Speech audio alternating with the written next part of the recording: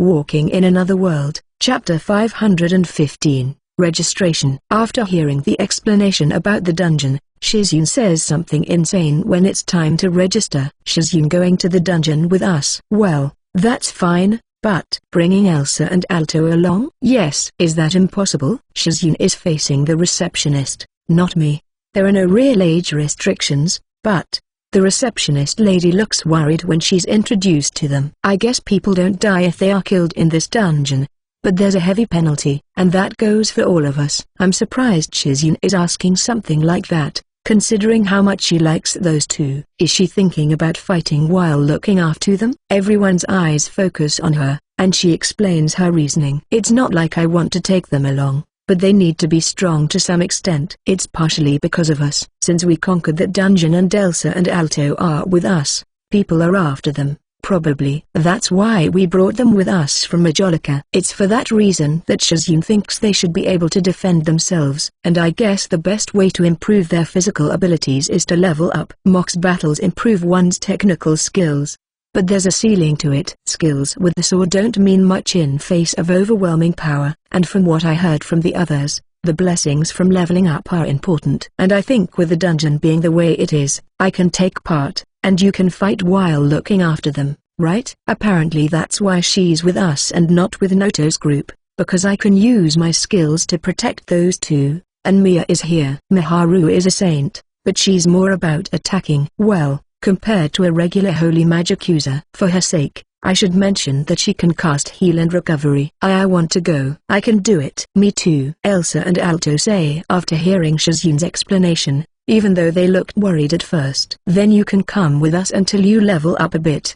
But then what, Shizune? If that's her goal, what will she do once that's done? I want to go with Kt and the others, but we asked the receptionist what happens with the entry restrictions once someone leaves a party, and she says that if someone leaves, they have to wait 10 days before registering again. Does anyone explore the dungeon solo? I ask out of curiosity. The current Beast King has done it. Yes, that makes sense. It's here. After getting that explanation about the dungeon, Kotori takes us to a building in the center of Fuzz. I was thinking about it from the way the Beast King was acting. But is he going to start asking to have a match with me while we're here? Kotori calls out to the gatekeeper. Hold on a second. He says Kotori isn't new here, but they don't know who we are. It makes sense. After a while, Rairu shows up. Place a drop of blood here, she says while handing us a magic item. With this registration, it means the Beast King accepts us, and we're free to come and go. Important facilities not included. Of course, they don't use cards or anything in case they're lost, and to prevent random people from using them. Also, this only works while End is king. It looks like we have ourselves a place to stay until the tournament is over at least. I can't see that Beast King losing, but maybe someone strong has been laying low. Rairu takes us inside, and into a mansion on the grounds, that she says we can use at will. And Kt and the others are here. Argo, Noto, and others aren't, because they went to a training area. We're taken to empty rooms, and decide what we're going to use. Me? I'm staying by myself. Then we all chat, and get dinner ready by the time the sun sets. They're all surprised when Shizune says she'll cook, including the guys after they return from their training. So, can we go sightseeing tomorrow? We make plans for the next day after eating, and then go to sleep. Walking in Another World, Chapter 516, Central City Fuzz. Part 2. Just as we're getting ready to go out after having breakfast, the Beast King shows up. He asks what our plans are for today, and when I say we're going to walk around sightseeing, he drops his shoulders. Since today there's going to be more training for the tournament, the female-to-male ratio here is very skewed. But it's not just me and Alto from our group, we also have 2 guys from Argos, and Augur from Goblin's Grief. It's like they're helpers in case something goes wrong. Kotori and the others are taking the lead, since they've walked around here a few times, and we mostly go to clothing stores. The girls get excited trying on clothes, while the guys quietly wait. It doesn't bother me at this point, but the 2 guys from Argo's party look overwhelmed. Are you alright, Augur? I've had to stick with Yuno after Siphon messed up, so, he says with distant ease. Apparently that was before they were a couple. Augur says that the way she silently gets angry now is scarier than back then. The two members of Argo's party listen with a meek feeling to them. In the end, we follow them around clothing stores until lunchtime. "Is it time to eat?" asks Hikari, signaling lunchtime. Then we're taken to a place with nothing but food stalls, and I hear the lively voices of people calling out to customers. Food around here is all heavily seasoned, and even meat skewers have different spices depending on the stall. The more popular ones are packed with people, and food practically flies off them. Most food in these stalls is the kind to eat with one hand, and I see a lot of people walking through this street while eating. We're no exception, and walk around after buying meat skewers from a stall that catches our eye. The meat varies a little in size, but I stop caring after one bite. Yep, it's good. Usually I buy food we like and store it in the item box, but not this time. We're planning to explore the dungeon, so we're going to be here for a while. It's nice to have a quiet place to eat, but walking while eating is fun too. We can really feel the atmosphere, and more importantly, we get to hear what people say about the food, and gain information on what stalls are good. Hikari is also listening closely while stuffing her cheeks with food. Sometimes she follows them with her eyes to find stalls she's interested in. In the end, by the time we leave the street, we've had 3 meat skewers. Maybe the meat isn't that big because the idea is to enjoy different stalls. That's a good sales tactic. Then we head to a store for adventurers. Because all of a sudden, Elsa and Alto are coming to the dungeon too, and we need equipment for them. They have plenty of travel equipment, but not to fight monsters. I have no intention of letting monsters near them, but still, they should be equipped with something at least somewhat strong. And if the idea is for them to level up, they need to fight. I've discussed this with the others. The one closest to them in terms of combat style is Hikari, mostly because they can't swing heavy weapons, and have been receiving lessons on how to use a dagger. Also, from what I've heard, they can use sticks too. So should we prioritize mobility? That's a good idea. They should typically dodge. Hikari says something crazy in response to Ruruka. Yes, dodging would be best, but it's not that easy. Still, she's not wrong. Stopping monster attacks with a dagger is hard, so people who use them tend to focus on evading attacks. Also, a lot of them use bows to attack from a distance. It's rare to use just daggers. And as adventurers go up in rank and fight larger monsters, most drop the daggers in favor of something else. But some can still fight depending on their weapons, so not all give it up. A lot of opinions are thrown around, and in the end, when Elsa sees the price of the equipment, she turns pale. "It's pretty steep." "Don't worry, it's cheap compared to the price of your life," says Ruruka, and Mia and the others nod in agreement. As for the weapon, she grabs each in turn and chooses what feels right. Once that's done, we also have a look at disposable items, but stuff like healing and vitality potions are expensive, and I get the feeling that mana potions are cheap. Walking in Another World, Chapter 517, Mock Battles, Part 1.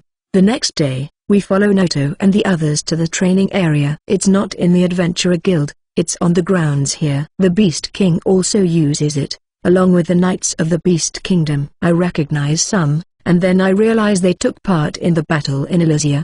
But well, we're only really here today to see how Elsa and Alto move in their new equipment. That was the idea anyway, but I guess Ruruka and the others are getting the itch too, so they join the others in mock battles. That leaves Mia and others to watch. And me? I'm facing both with the shield in hand. But I'm not just defending, I counterattack here and there too. I saw them doing mock battles on the way here too, but their moves really aren't bad. They're just a bit on the slow side. My experience tells me it comes down to their levels. That can only be solved by fighting stronger monsters. Also, their stamina means their moves get worse the longer they fight. We have to take breaks here and there, but still, after a couple of hours, they're drenched in sweat, and they sit down on the ground, signaling the end. Still, considering their age, that was plenty of exercise. I cast purification magic on them, and they walk away with Mia and the others, who are watching us, and they go watch Hikari and the others fight. Wow! Elsa is surprised, as she watches Hikari face a big bear beast person, and play with him while going around striking at blind spots. Since they're using practice swords, there's no real damage being done, but it would be a whole different story if this was a real fight. especially since Hikari's dagger has a paralyzing effect that slowly eats away at people's ability to move, unbeknownst to them. Thinking about that gives me shivers. My skills really saved me back then. That was a turning point of destiny in this world for me. It was then that I met Ignis too. No, maybe the biggest turning point was meeting Ruruka and Chris. "What's wrong, Sora?" asks Mia while I reminisce. She looks a bit worried. "Did I look that serious?" "It's nothing." More importantly, aren't they going a bit too hard? Today's mock battles seem more intense than usual. But Miharu, who has been coming here for a while, says it's always like this. Incidentally, she comes to the training area as a healer, because Noto and Shun asked. Even in mock battles, a good attack can hurt, and from what I can see, it doesn't feel like anyone's holding back. Actually, the person facing Hikari seems to be. But is that just me? I ask about it, and apparently this is because of the Beast King's influence. And just as I hear that, the Beast King arrives. It feels like the entire atmosphere has changed in a second. But when the Beast King sees us, he walks over with a smile on his face. "Ooh, you're here too?" Exercising really feels nice. It does feel nice as a change of pace, depending on the time and place. "Wanna go at it with me?" he asks with a smile, but his eyes aren't smiling. Ryra then comes running, but after looking at us, lets out a resigned sigh. She puts her hands together like she's pleading, but does she want me to do as he says? Also, a lot of people watching the mock battles are now facing this way. It feels like I can't say no. Maybe I should fight the Beast King just a little bit. Alright, just once. I doubt he's not going to ask for more after we fight once anyway. By the way, anything goes. Even magic. Just don't destroy buildings, or I'm the one who's gonna be in trouble. That's quite the crazy thing to say just before we start. People don't use magic in mock battles, at least not in the ones I've seen. I turn to Chris without thinking, but she looks perplexed. And the beast people around us all look like they think this is normal. "It's fine. In fact, it'd do him good to get hurt," says Ryra. "The anything goes rules favor me, but I'd be at a disadvantage in a close quarters battle. So he might be allowing magic as a handicap for me. Or maybe he wants me to be at my best, because he knows I have skills and magic. I'll try it with the weapon first, and see where it goes from there." I hold up the training sword, and the Beast King does too. One of the beast people takes the role of referee, and signals for the mock battle to start. Walking in Another World, Chapter 518, Mock Battles, Part 2. Right after the signal, the Beast King suddenly approaches. He unleashes a straight punch with his right hand with fluent movements, and I use the shield to block. But I'm still pushed back. He keeps attacking, and I use the shield, and sometimes the training sword to block. He not only punches, but kicks too, but I can handle it if I remain calm. But I have no room to counterattack in this flurry of offense, so I'm stuck defending. "You can't beat me if you just block." He's right. I don't see how I'm going to win like this. I could fight while using magic, but that's surprisingly tricky. I could also catch him off guard if I use transfer or space-time magic, but I'd prefer to not use that in front of people. Those should also be saved as trump cards. Then regular magic. I try using fire arrow and stone bullet, and he doesn't even dodge them. He punches them away. He dodges a wind cutter, but even that he does with minimal movements. I wasn't using my full power. But is this why he said I could use magic? I'm not going to scare him with this. But apparently the people watching are impressed every time I use magic. Not bad, but not enough. I'm still blocking with my shield, but his power seems to be going up, and his speed too. I try to keep him in check by firing magic when I can, but it barely works, and the longer this continues, the less I can attack, putting me fully on defense again. No wonder everyone thought I'd lose. But I'm sensing some fine magic energy flow while we fight. By using magic energy detection, I can see the Beast King is clad in magic energy. It's the way he uses it that's good. He doesn't release it constantly, instead enveloping himself with the least amount he needs while he fights. Beast people with a lot of magic energy are rare. Sarah doesn't have a lot either. I don't feel a lot from the Beast King either, but it's clear he uses it without waste. He's also cladding his gloves with it when I fire magic. That way of blocking takes away a lot of magic energy, but it also leads to him not having to move much. The path to beating the Beast King should be to make him spend that, but this time I try using area of effect magic. Of course, he keeps attacking, so if I hit him while he's too close, I'll suffer damage too. But I should have the Beast King beat when it comes to magic energy capacity. And I have natural recovery boost, so I recover what I spend quickly. I keep using Firestorm or Tornadoes, but neither works against him. At first I wonder if his equipment won't burn, but it should be fine, because his whole body is covered in magic energy. I'm starting to think I may be overdoing it, but now this is a fight. The Beast King yells happily, so I get that thought out of my mind. I should be thinking about how to end this quickly. He won't be happy if I don't give it my all either, and after coming this far, I really want to win. I don't know if he figured out why I'm using area of effect magic, but he starts evading more widely when I use it. He probably thinks since area of effect magic catches his whole body, it will spend more of his magic energy. This is where I go on offense for the first time. I use feints and swing my sword here and there, but sadly, nothing connects. The gap in our experience is too great in a simple mock battle. There's also the fact that holding a shield puts me on defense by default. I think about dropping it and fighting with just the sword, but I wouldn't be able to block his attacks with it. If I used just the sword, he'd adapt and attack with all his limbs, and I wouldn't be able to evade him with the way he moves. I've also been trying to keep him outside of the reach of the sword, but he easily steps forward and close to me. That's probably because the gauntlets and greaves he has on his limbs are both for offense and defense. I'm sure this is the result of him trying all sorts of fighting styles too. Should we end this? Time just passes, with neither of us able to strike at the other. But his magic energy has gone down to the point where he only has a little, and I have plenty. The problem is that defending against those intense consecutive attacks is doing a number on my spirit. I'm only able to deal with those intense attacks thanks to parallel thinking, but back when I wasn't used to doing this, I ran out of SP and was wounded by a tiger wolf. I take a deep breath, and hold my sword tightly while preparing 2 spells to end this. Walking in Another World, Chapter 519, Mock Battles, Part 3.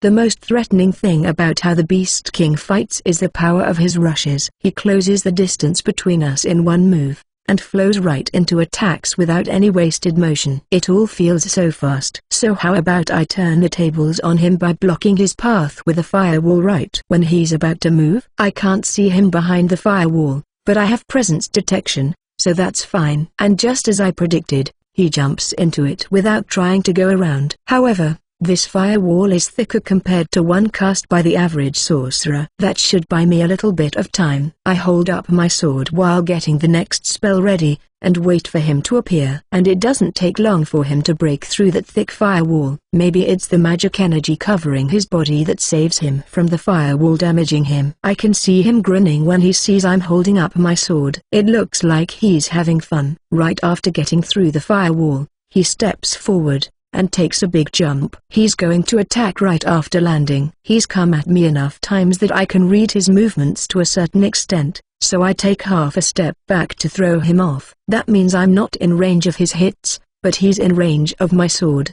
But this is the Beast King, and he should be able to correct that in no time. That's what I'm hoping for. I hold up my sword high, and get his attention. And at the same time, I activate Earth Wall where I think he's landing. Also, it's smaller than normal, and less conspicuous. The idea is to make him stumble a little when he steps to correct his landing, and I'm holding up my sword so he doesn't look down. And it works. When he tries to get close, his foot gets caught. His flow is thrown off, and I don't miss the chance. I use Sword Slash to unleash my swiftest strike to end this. But, as I should have expected, even in a bad position, the Beast King swings his fist against the sword, and they clash. Then something unexpected happens.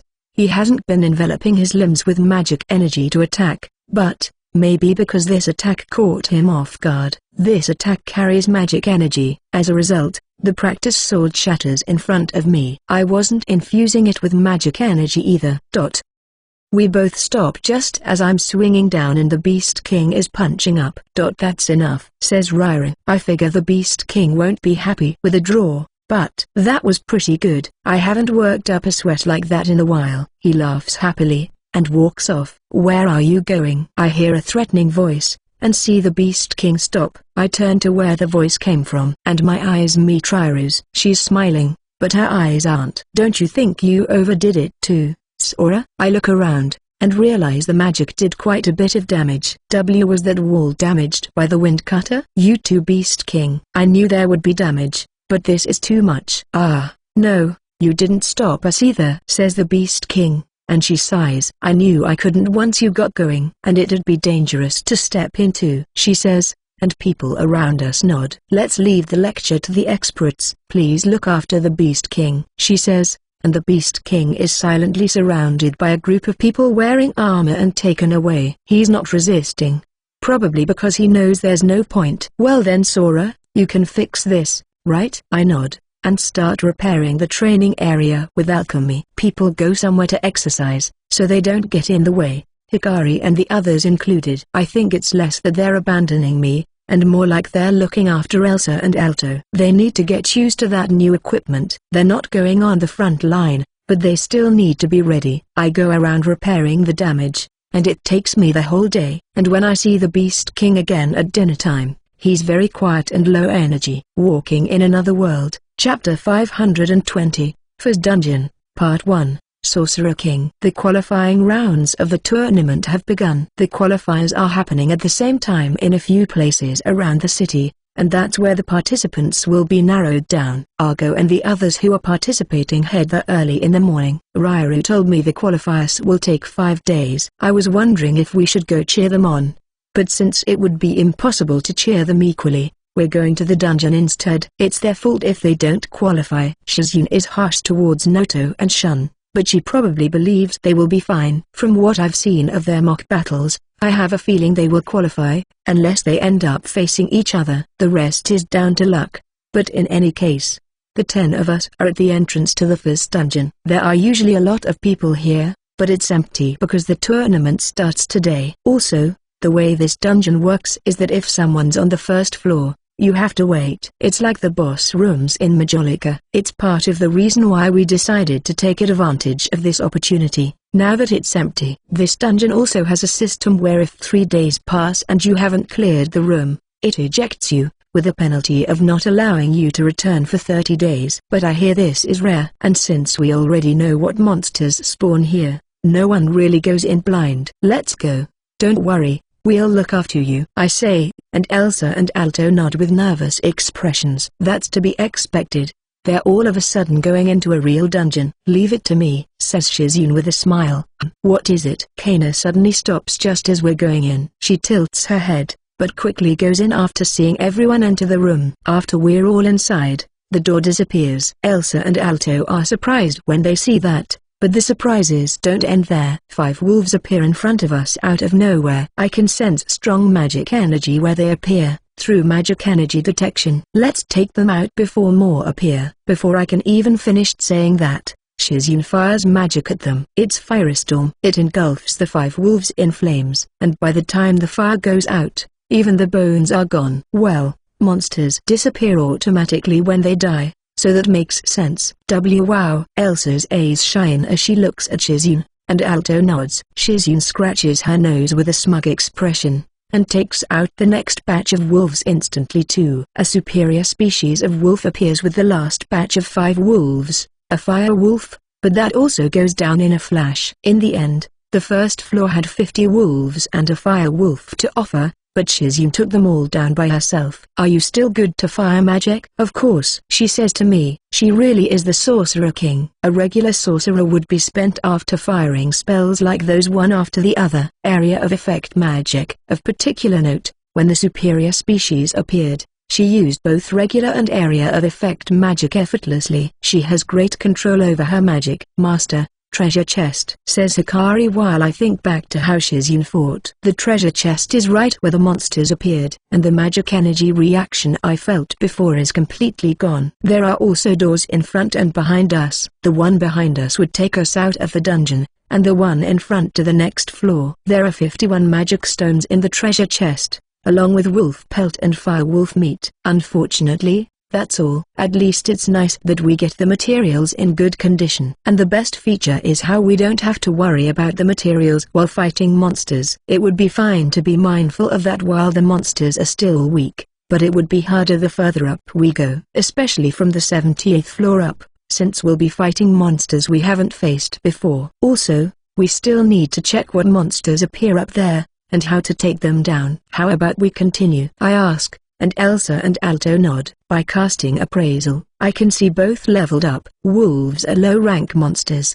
But since their levels are low, the fact that so many were hunted means they got a lot of experience. Both nod to me, and we advance to the second floor. Walking in Another World, Chapter 521, First Dungeon, Part 2, Skills. Master, I want to try something, says Hikari before we go into the second floor. Shizu, you can't use magic. Hikari continues, and Shizune turns to me. I think she knows how strong Hikari is, but she's worried about her age. It's alright, we'll fight too. Yes, we need to look cool in front of Elsa and Alto. Hikari won't fight alone, Sarah and Rurika will join her. They both laugh when they say that. One of the characteristics of the First Dungeon is that from the 1st to the 70th floor, the floors are divided in blocks of 10, in that the same monsters appear in them. From the 1st to the 10th floors, we have wolves and their superior species. From the 1st to the 5th there are 50 wolves and a superior species, and for the remaining 5 floors,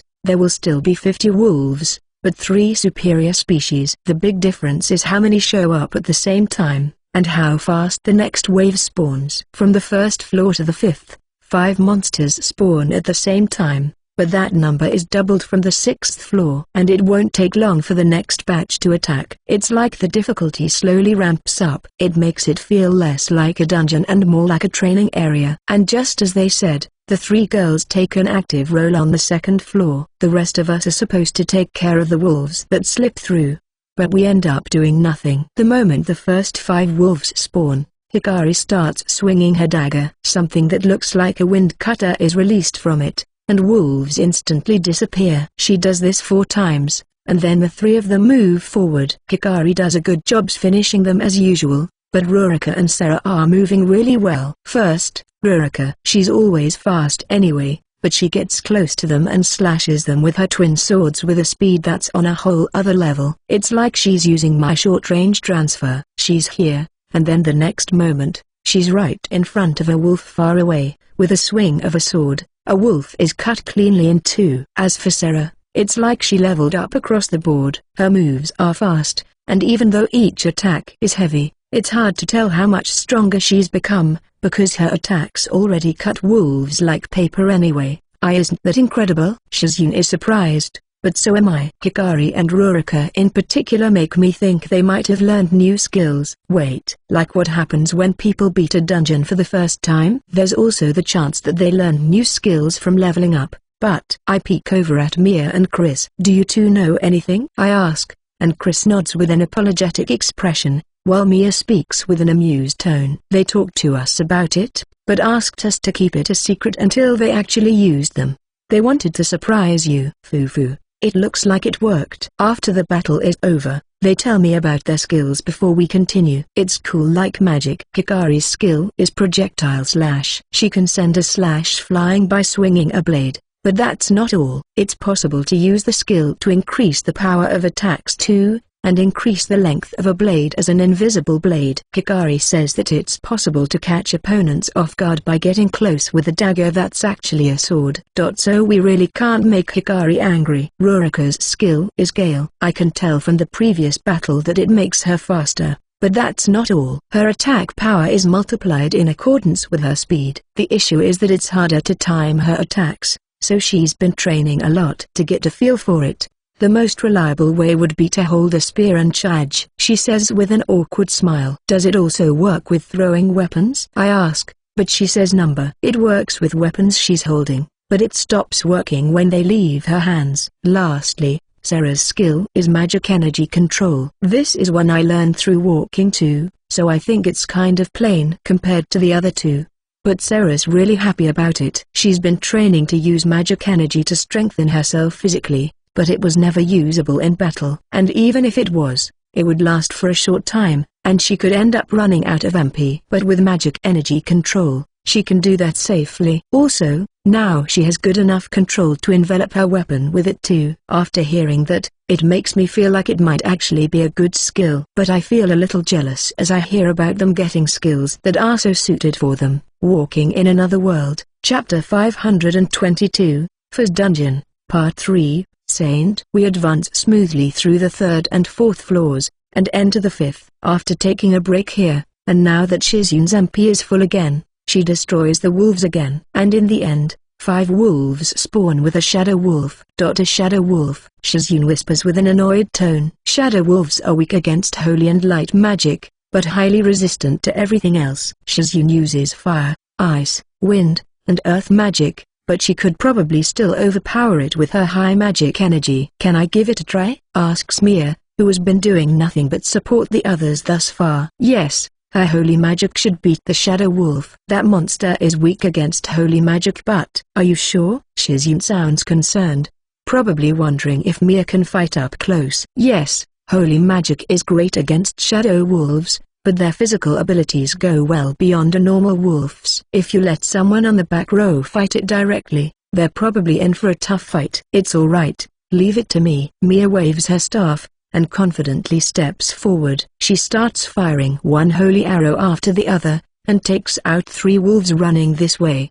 The remaining 2 evade them, but Mia runs towards them. Are you sure this is fine? Asks Shizun as she watches her. But I don't think Mia is going to have trouble. With her current abilities, she's probably stronger than a lot of melee fighters. And when the wolves attack her, she swings her staff with precision, and they disappear in an instant. Now all that's left is the shadow wolf. It stretches its shadow to attack her, but it disappears the moment it touches the range of her holy magic. Holy arrow. She uses holy arrow to keep it in check, gets close to it quickly, and strikes with the tip of her staff enveloped in holy magic. One attack shatters the shadow armor, and the other finishes it. Is that girl really a saint? I know, right? Who would have thought someone would jump out of the back row and defeat a superior species by herself, while fighting up close? But in this case, not only does Mia have high physical abilities, but her opponent is just right for her too. I doubt this would have worked if it was a fire wolf. With the 5th floor done, we leave the dungeon instead of going to the 6th. We've been here for less than 2 hours, but Elsa and Alto look tired. They didn't actually fight, but they've been tense all this time. Are you two all right? Yes, says Elsa, but she lacks the same energy as usual. How about we stop for today? We're not in a hurry or anything, and I can see with appraisal that their levels are going up. Still, they haven't reached 10 despite the superior species being defeated. So I'm assuming it's because we have too many people. But I wonder what happens with experience that would go to me or Kana. In my case, I only gain experience by walking, and Kana is in a golem body, so there's no experience to be gained there. Does experience get divided 8 ways? I guess there's no point in thinking about it. So where are we going next? To watch the tournament? Asks Rurika. That's an option. But from what I hear of the preliminaries, there are probably too many people there. Let's just take it easy today. Well, you could go watch if you want. Hikari and Rurika look pretty interested. It's fine. I'm actually a little tired from using the skill. Yes, let's all rest. And so, we all go back, not forgetting to sell the materials we got in the dungeon on the way back. I just keep the superior species meat and magic stones. We could actually cook it today. They'll make food for us if we ask. But since we have permission to use the kitchen, we can cook for ourselves. Kotori said they cook for themselves as much as they can too. And so, we all go rest until it's time for lunch, and go exercise a little in the training area after that, so we can see how Elsa and Alto's physical abilities are improving along with their levels. They seem awkward at first, but they steadily get used to it, and are able to practice fighting with Rurika and the others. And as I watch them, I wonder what's on the agenda for tomorrow. Walking in Another World, Chapter 523, First Dungeon, Part 4, Actual Combat. We continue advancing through the dungeon the next day. From the 6th floor to the 10th, the total of wolves that will spawn is still 50. But there will be 3 superior species at the end. Also, there will be 5 spawning at a time as before, but the time before the next batch spawns gets shorter. We'll have to dispatch them quickly and brace for the next batch. But considering we have multiple people who can use area of effect magic, I can't see this being too hard. In fact, our front line is so strong, that we wouldn't have a problem even if we didn't use magic. So I just have to draw in 1 wolf as planned? I ask, and Rurika nods. At the end, 5 wolves spawn along with 3 superior species, and I use provoke to get one away from the others. While I fight it, the others, mostly Shizun, take the rest down. We're doing this so Elsa and Alto can get combat experience. They'll be facing a wolf, so Mia casts support magic, and I cast a shield on them. And both stand next to me. Are you alright? I ask while repelling the wolf with a shield, and Elsa nods after a deep breath. She's holding a spear, and Alto a dagger. Apparently the maid that Layla sent,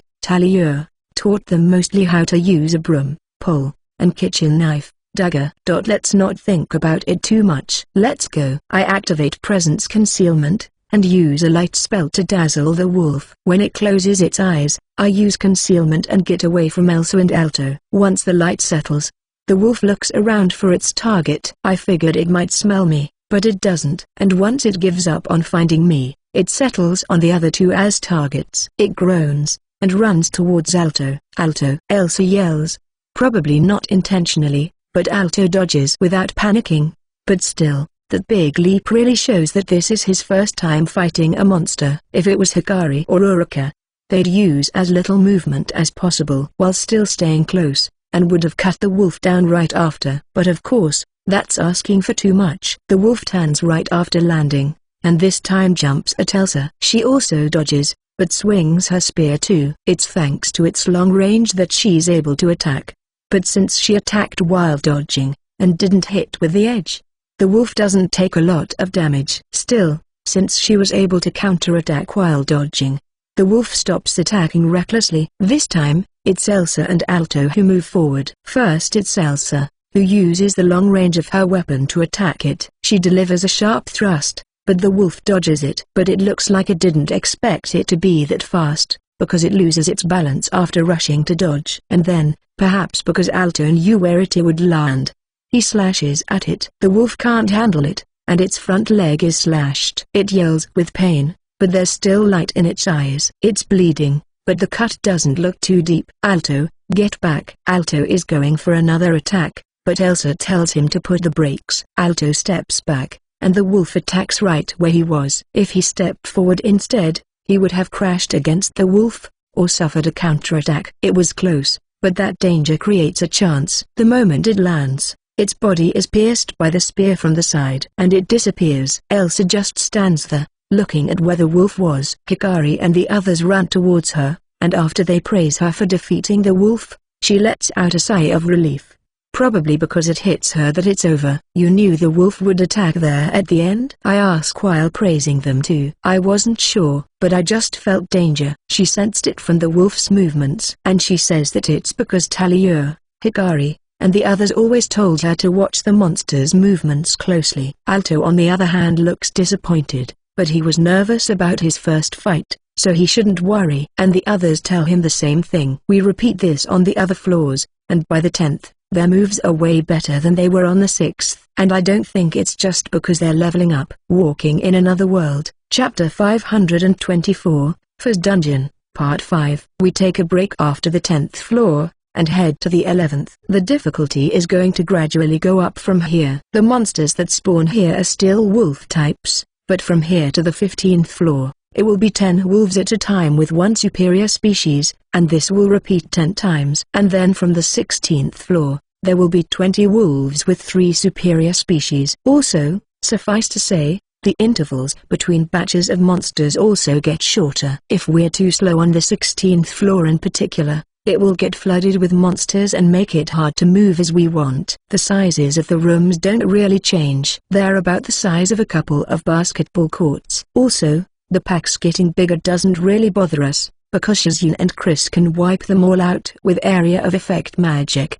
And when the last batch arrives, we let Elsa and Alto join in. At this point, we're not having them fight together. Instead we let them each take on a wolf. Of course, we're talking about regular wolves, as Hikari and the others deal with the superior species. We end the day after reaching the 17th floor. We'll take a break tomorrow, and keep going the day after that. One of the reasons why our pace has been so fast is that Shizune is fired up to look cool in front of Elsa and Alto. After a day of resting, we head back to the dungeon, but change our strategy again. Elsa and Alto still step up when it's time for the final batch, but I join them as we fight one superior species. There are two main differences between wolves and superior species of wolves. One is the difference in their power. Superior species have high physical abilities, so if you can't keep up with their speed, you can't block their attacks, let alone attack them. The other is their special abilities, like elemental attacks.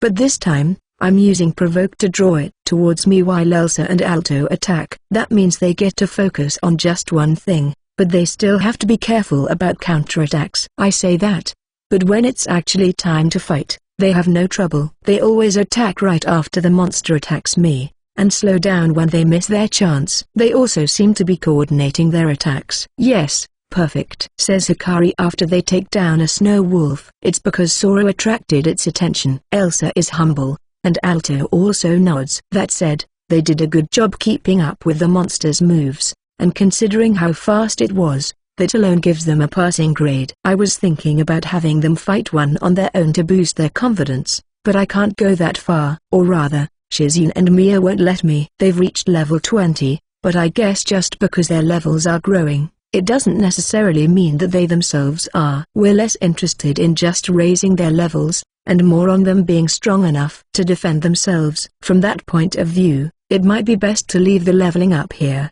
and focus more on making them better at fighting people through mock battles. Let's finish up today by fighting on the 21st floor. I want to show them something I've been saving, says Shizune, and that's what we'll do. 50 werewolves spawn on the 21st floor. Basically, bipedal wolves. I've never fought these, but I don't think I'll have a chance today either. When we enter the 21st floor, Shizune fires a water spell called Mist. This is supposed to have the effect of creating a mist that makes it harder to see, but Shizune uses a lot of water and sprays it on the atmosphere. When the werewolves spawn, they're soaked. Thunder Rain. She uses another spell, and a werewolf disappears instantly. The others keep getting hit by lightning spells like Thunder and Thunderstorm. I could use Thunderstorm and a water or wind spell at the same time too, with the help of parallel thinking, but Shizune can use them smoothly like that. In particular, I can't use the Thunder spell to hit individual enemies one after the other like that. I'm surprised, and when my eyes meet Shizune's she looks smug. But unfortunately for her, Elsa and Alto don't know a lot about magic, so they don't understand how hard that is. Walking in Another World, Chapter 525, Composite Skill. After all the monsters are down, another treasure chest spawns. Shizune, was that lightning magic? It's not in the list of magic I can learn, but it makes sense for the Sorcerer King to be able to learn skills. But Shizune can use stuff like thunder normally. Thunder, it doesn't have a specific element. I guess you could call it composite magic. Composite magic? Yeah, I learned the composite skill as I leveled up, she says, and she fires another kind of magic against a wall. Crimson rock. A burning rock hits the wall and explodes violently. The loud noise leaves Elsa and Alto with their eyes wide open. The wall isn't damaged, but I assume that's because it's a dungeon. Well, it's useful because I can use stuff like this. I check my skill list while listening to Shizune. Composite,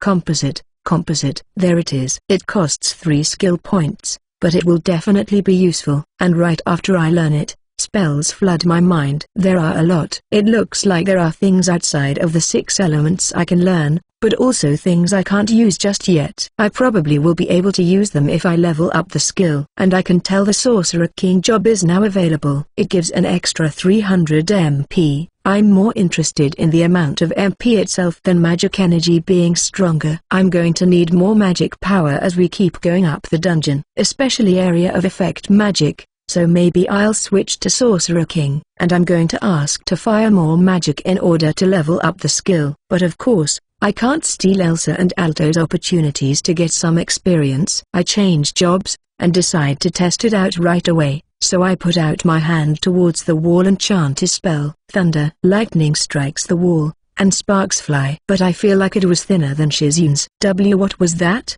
But she's still surprised. I guess she would be, after she spoke so confidently and I used the same spell. The way we were talking made it seem like I couldn't do it. Then again, I really couldn't before I heard about it from her. Sora?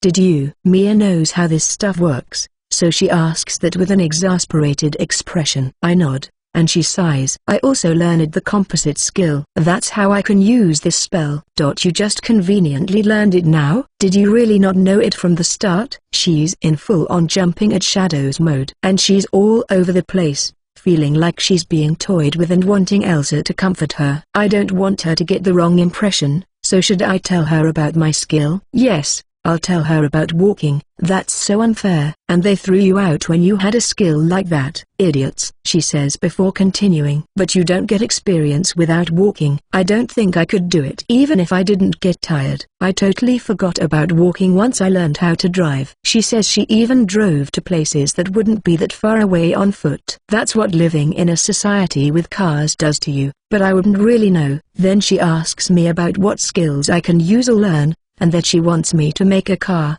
but that's not within the scope of my skills. I know you have a lot to talk about, but shouldn't we be going back? Asks Rurika when there's a break in Shizun's talking. They've already retrieved the contents of the treasure chest, and are just waiting, although Chris is interested in the thing from our world Shizun called a car. We exit the dungeon, have lunch, and head to the training area again so Elsa and Alto can get more practice. It's mostly Rurika who instructs them, and she teaches them how to use a dagger, and how to hold it with both hands too. We should teach them how to use a spear too, she says, but none of us uses spears. Well, Kana does, but she can't teach it. She's like a prodigy, so it's all about feel to her. Hikari might be like that too in some ways. I could learn a spear skill, but it would take time to get to a point where I could teach. Then what about She's a good teacher, says Shizun when she sees we're all trying to figure something out. Walking in Another World, Chapter 526.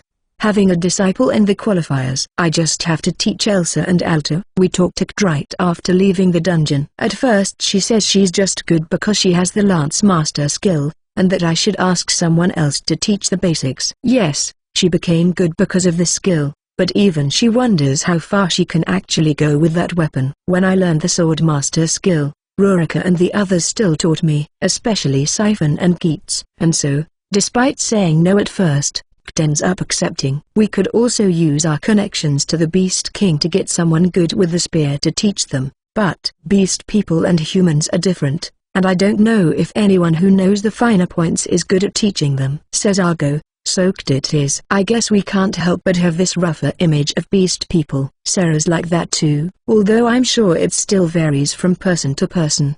Do you want to start now, or tomorrow, since you came from the dungeon? Can you do it now? Yes, if they're okay with it. So Elsa and Alto, are you joining us too? Shizun, a spear is like a staff, so is that a problem? It will be rough for you. Are you sure? Shizun hesitates, but decides to join. I'm pretty sure she just wants to stay with Elsa and Alto. By the way, you're all back pretty early. Did you lose? Won and lost. Some of us are staying for the main competition, but some lost. Once we went against each other, we couldn't all make it through. I follow Siphon's eyes to Jin.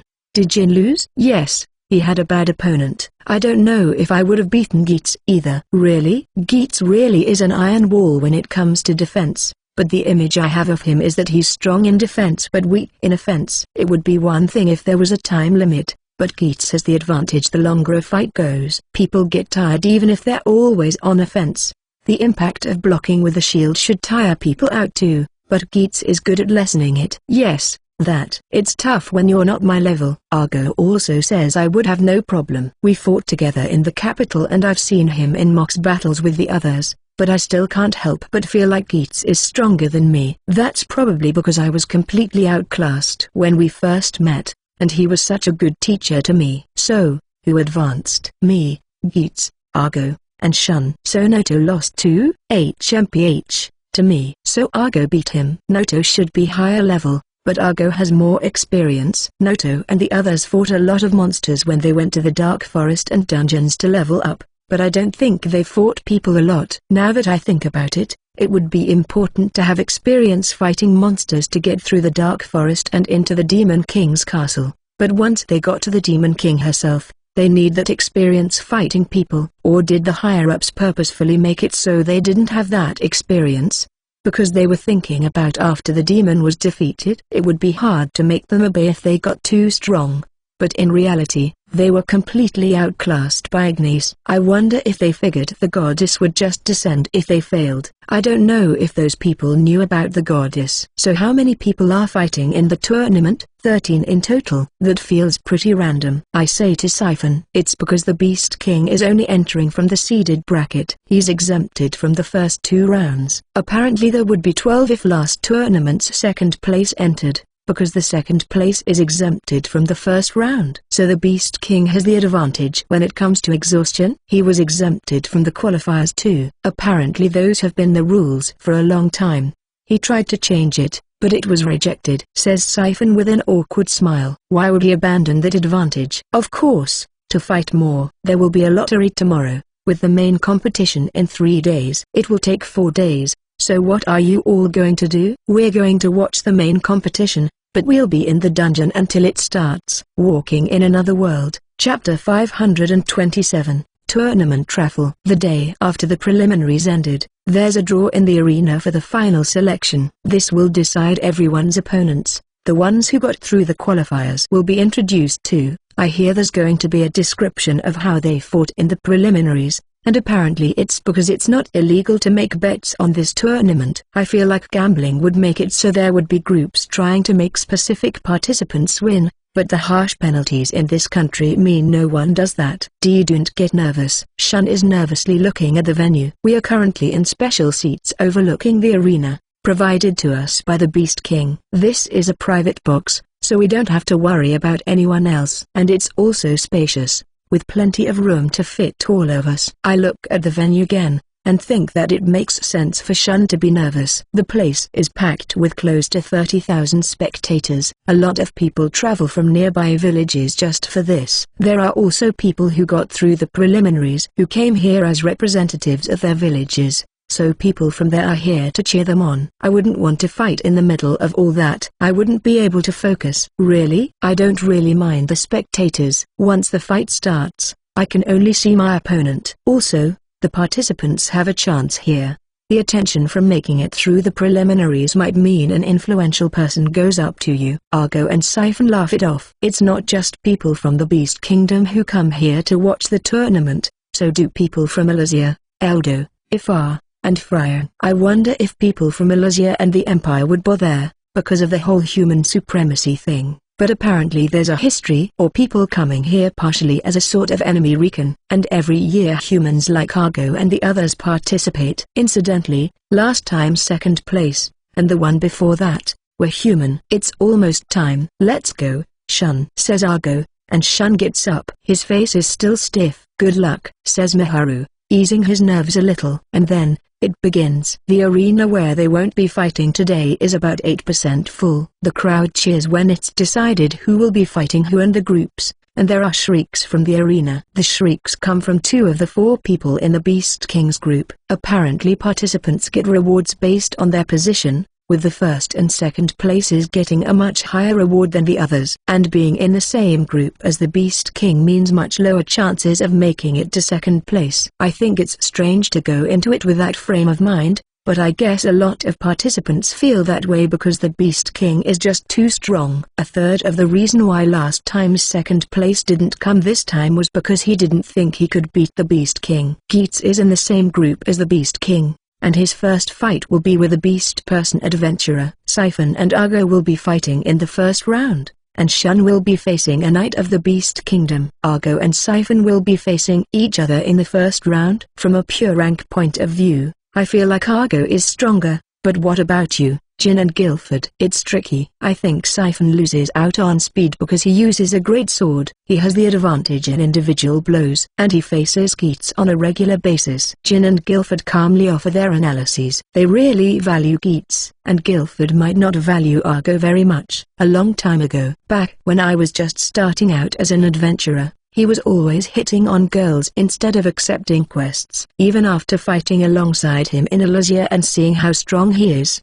that image is still vivid in my mind. Of course, there was a reason why he was like that. Incidentally, in the main competition of the tournament, people fight inside a barrier produced by an ancient magic item. If they fight in there, they won't die even if they're fatally injured, and will instead be flung outside. That means one strong attack is better than multiple weak ones. Not that they don't hurt anyway. Well, these duels are a matter of chance. We should just enjoy watching them, unless we have money on them. Are you going to bet, Guilford? I might if I can predict who'll win, but I'm not going bankrupt over it. Yes, the thought of striking it rich is nice, but it's a different matter if it hinders your daily life, and I have some considerable money saved up, so I don't really need to bet. Walking in Another World, Chapter 528, First Dungeon, Part 6.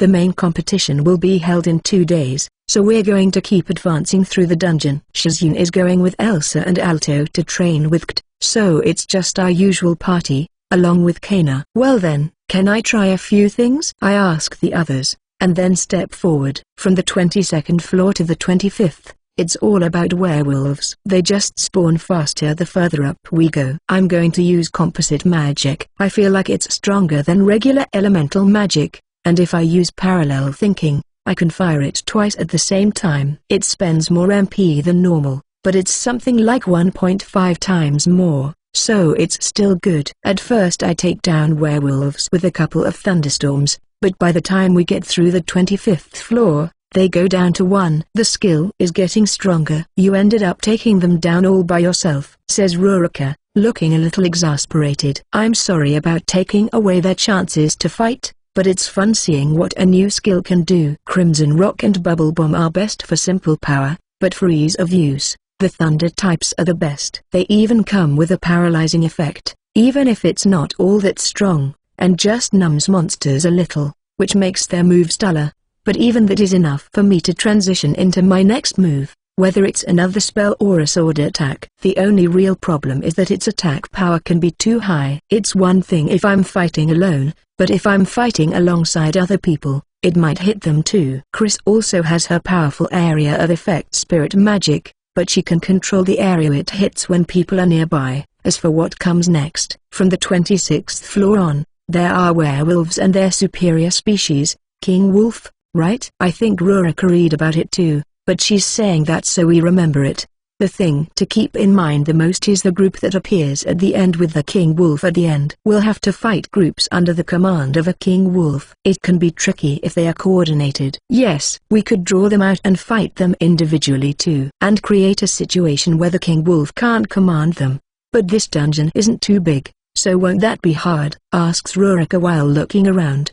The floors themselves don't change on this dungeon until the 50th floor, where they'll start getting a bit wider. We could also split into teams that battle the superior species and the other monsters. Let's take turns fighting the superior species on each floor then, so we can all get used to it. I think it would be safer to have someone in charge of it, but it might be good for everyone to get that experience too. After all, there's a low chance of finding a superior species out there, but it's not zero. I've even fought an Orclord. Then Rurika, Hikari, and Sarah can take the next one, and the rest of us will take the werewolves. Taking turns doesn't mean we have to do it alone. Also, if we fight in groups of 3, we can do a better job gauging the power of King Wolves. Once that's settled, we advance to the 26th floor, where groups of 10 werewolves spawn 5 times, and the last one comes with a King Wolf. From this point forward, I'm holding off on the magic and mostly using the sword. Chris is not really trying to defeat the monsters, and more just supporting us, while taking down a monster here and there. The werewolves are easier to fight up close than I thought. Maybe it's because they're bipedal. They're fast, but that's it. What's the recommended rank for quests involving werewolves? I think it's C, although some D ranks accept them too. And I think people also randomly encounter them, but that's rare. The Adventurer Guild has a lot of materials accumulated throughout its long history, but a lot of monsters no longer appear outside of dungeons. In fact, no one even knows why monsters appeared in this world. They just keep coming no matter how many are taken down. We end the day here after reaching the 30th floor. I fought King Wolves too, once with Kana, and once with Sarah. It being a superior species means it's strong, but I can deal with it easily, compared to what I faced so far. Walking in Another World, Chapter 529, First Dungeon, Part 7. The main competition is finally starting tomorrow, so this is our last day in the dungeon before then. Suffice to say, will be watching the tournament. Also, from the 31st floor to the 35th there are 3 sets of superior species of wolves, and from the 36th to the 40th, there are 5 sets of 20. Then from the 41st to the 45th there are 10 tiger wolves and 1 black tiger, and from the 46th to the 50th there are 30 tiger wolves with 5 black tigers. I guess it's like this in every dungeon, but the difficulty really ramps up as we go further. Rurika is right. Yes, but it also feels like draining. Draining? Sarah says something surprising while crossing her arms. That's just how I feel. The difficulty gradually goes up, but it's like it's prompting us to grow. Maybe Sarah's right about the difficulty. From the 31st floor to the 35th, the superior species that spawn are random, but their numbers are fixed. The difference is just how long it takes before the next monsters spawn. We have to keep beating them faster and faster to stop us from being overrun. I think Sarah is right, says Gaina. Why do you think so? I have never met him, but Mr. Kalotos used to frequently speak of the dog god Styr. It's assumed that Styr made this place, and according to Mr. Kalotos, Styr was the muscle-brained god as well, who liked to exercise more than anything else. Is that true? Rurika frowns, but considering how this dungeon is, it might be true, especially considering how this dungeon is made in a way that people don't die if they are killed. Although the fairy god may have tampered with it out of malice, regardless of the point of this dungeon, we still have to make it to the top. And according to documents, the monsters up there are, up until the 78th floor, we'll mostly be fighting monsters whose power we can more or less predict. I've never fought a king minotaur, a superior species of minotaur, but I can assume it's just a stronger version of a minotaur. The problem is after the 78th floor. The documents say how monsters the fight, but the issue is that there are things we can't learn from just reading. Then again, it's still better than going in blind. The Beast King has fought them, so he might have advice for us. But he might use that as a bargaining chip for a rematch. What's with the dejected face, Sora? It's nothing. Anyway, I think this is a good stopping point. How about we go back? Isn't it a little early?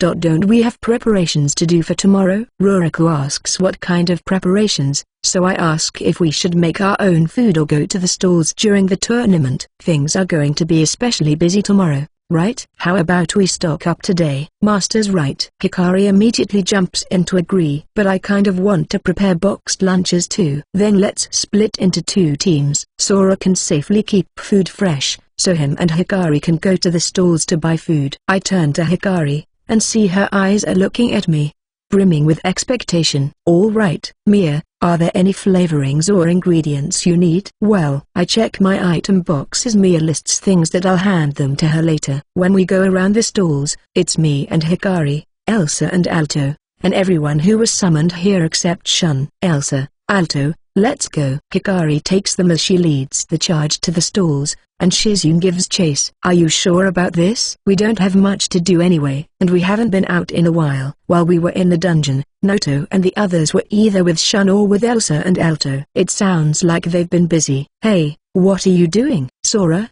come pick Hikari and the others' stuff. Yells Kt, and I put the stuff they're buying in the item box. Isn't this too much? They're making boxed lunches too. We don't have to eat it all right away. Hikari won't have any problem eating what's left while we travel either. Spatial Magicka. I think they have magic bags, but those don't do a perfect job keeping things fresh. Shizune also said something about her not using them. Even if she did, there's a good chance she won't be traveling with them for the time being. That's the impression I get from watching her with Elsa and Alto. Walking in Another World, Chapter 530, First Day of the Tournament, Part 1. Master, this is good. I take some food recommended by Hikari, as I look at the match venue below. The tournament begins today, with 6 first-round matches. The audience is all fired up, and very noisy even though it hasn't begun yet. So there are going to be 6 matches today? It'd end quickly if that was it, so there will be other matches before. Other matches? Yes, like mocks battles with people that lost in the qualifying rounds and nights. Some of those people that lost before getting here are actually strong. It's like a stage for them, says Ryaru, and I think it makes sense. There's bound to be people who are strong but were unlucky with their opponents. That's not all there is to it though. She also says it's to discover talented and strong people among the ones who didn't get to the main tournament, and to tighten up the chivalric order. We can't let knights get complacent. They're getting paid, so they gotta work for it. That's why people who are seen as not performing up to par or not having the right attitude towards their duty as knights are sent here. And if they lose, wanna hear? She asks back with a smile that seems to hint at something. But it's not like every knight here is below average, or people with good eyes would pick up on it. And then, the venue suddenly goes quiet, and I see the Beast King standing in the middle of the ring. Let the tournament begin, he says, and the audience cheers. Rairu doesn't look too happy though. Was he supposed to say something else? Let's leave that alone. And then, a match between a knight and someone who lost in the qualifiers begins. Apparently there's going to be more tomorrow too. That was a heated match. You're right, Hikari. Hey Rairu, did these two get put together because they use the same weapon? Good eye, Ruruka. We do that whenever possible. I guess the whole idea is to have an equal fight so we can see how strong they really are. It's over, says Sarah as the fourth match comes to an end. The knight who lost punches the ground with frustration, while the winner smiles, despite breathing heavily. People look up to the job of knight, so they're bound to be happy when they beat one. In fact, some people try to look good here just so they can become knights themselves. 2 matches left. By the way, did you talk to Noto? Or is this just for beast people? All participants in these 4 matches were beast people. But I feel like not all knights are beast people, just most of them. We did, but he said number, and we don't care about race as long as they're strong. We do a background check though. So they did ask, and that background check is to remove threats to the country. But we call out to people that look suspicious too, but that's to purposefully make them fight and discourage them, says Rairu with an evil smile. Noto caught onto that too. That's rare. Now it's between someone using a sword and someone using a dagger, says Ruruka, bringing my eyes back to the stage. Hikari is now more focused, because that person is using the same weapon as her. She even stopped eating. Elsa and Alto are also the same whenever they see someone coming out with a spear. I'm surprised when I see Kid talking to them about what they're doing right. A spear user in Argo's party also jumps in to add to it. They're good at explaining these things because they studied and trained, instead of just relying on a skill. That's great. I say how I feel. Kid is a hard worker, says Noto, sounding happy and proud. The match is close, but the knight wins. I thought the one with the dagger was at a disadvantage, but always keeping himself close and not allowing the other person to fully utilize the range of the sword made for a good fight. Also, despite using a dagger, his style is close to the Beast King's, with a lot of punches and kicks. Hikari looks like she has mixed feelings about that, because it'd be hard for her to do that. And with that, it's time for the main matches. I see a big bear beast person enter with a big sword, and Keats, who has to look up to face him. First, the rules are explained. The match is over when someone suffers fatal injuries or falls off the ring. Then the fighters are introduced, in pretty detailed fashion actually. Keats from Goblin's Grief. Jin looks awkward when Keats is introduced that way. Siphon looks like he's about to faint in agony. That's right. He hates that name, or maybe he's just embarrassed. Keats looks like he doesn't really care. He's focused. Finally, the host leaves the ring. The 2 fighters face each other, and the beast person charges forward as soon as it starts. Walking in Another World, Chapter 531, First Day of the Tournament, Part 2. The match begins, and the beast person gets close and holds up his great sword. Keats responds by holding up his shield, and a loud sound echoes when they clash. The bear beast person, Rosini, jumps back with a surprised expression. That was supposed to be a really strong attack, says Ruruka. It seems he panicked and jumped back, because Keats didn't budge. Keats's fighting style is to stick to the shield. He has a sword, but it's almost just for decoration. But of course, there are some times when he does use it. And according to Jin, he isn't bad with it. Also, I heard that he started using a shield because when he first became an adventurer, there was a long period when he spent too much money on potions and it was really affecting him financially. It's not like he's the only adventurer who uses a shield, but there are even fewer who use holy magic, but there are more sorcerers in general than shield users, according to Jin. Although there are more shield users among the ones exploring dungeons. I think back to Majolikas, and I can't think of many shield users I've seen. But there were a few when we reached the lower floors, and there were multiple ones in Guardian Sword. Jin says this is even more pronounced in labyrinth types, because of the limited space. Conversely, field types are more spacious, making it easier to dodge. The projectiles and the magic attacks were tricky, but it's not like we've never used them. Oh, he made a quick decision. That attack from above was blocked, so he's going for multiple attacks.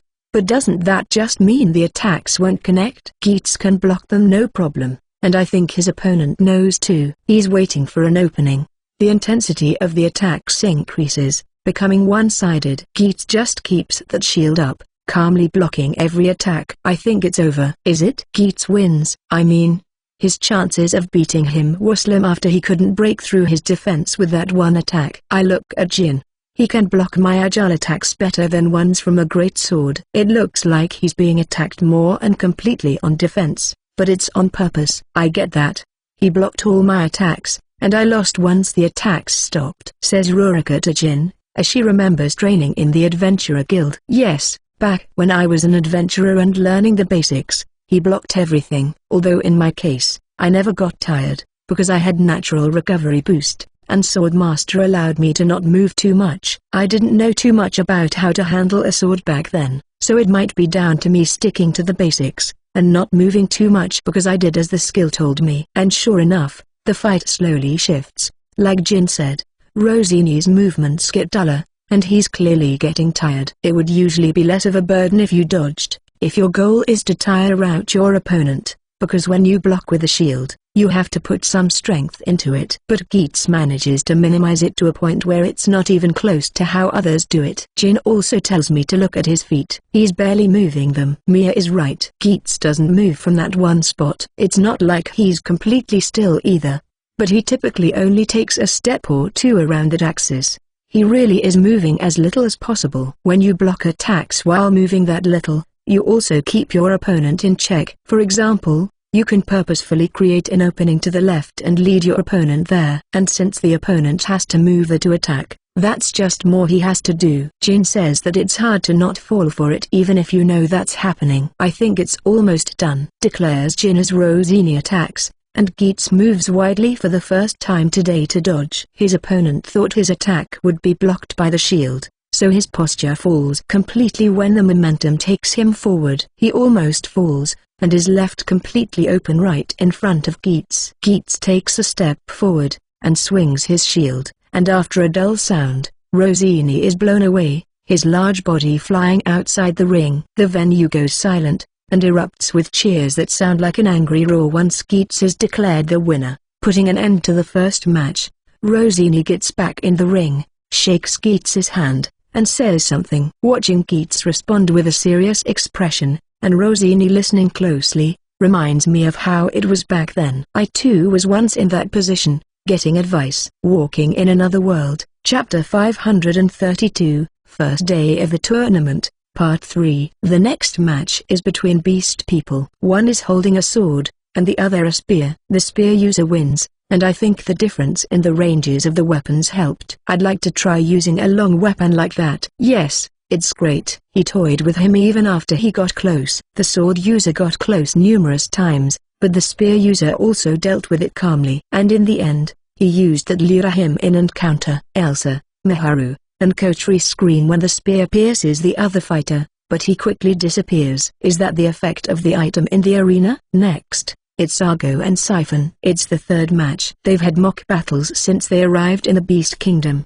but they never went at it seriously because they knew they might face each other in the tournament. I'm wondering how the spectators will react to a match between humans, but they sound exactly the same. They get even more excited when Argo is introduced as an A-rank adventurer, but Siphon gets a similar reaction. It's probably because they saw how his fellow party member Geats did. Argo has the advantage. Yes, the match has started already. Rurika and Hikari think Argo is already ahead. Siphon's taken damage from the name of his party. He could just change it. We could, but it's not going away so easily, says Jin with an awkward smile, and I'm fine with it. Adventurers get quests more easily if their name is known. I get that, but a name is important.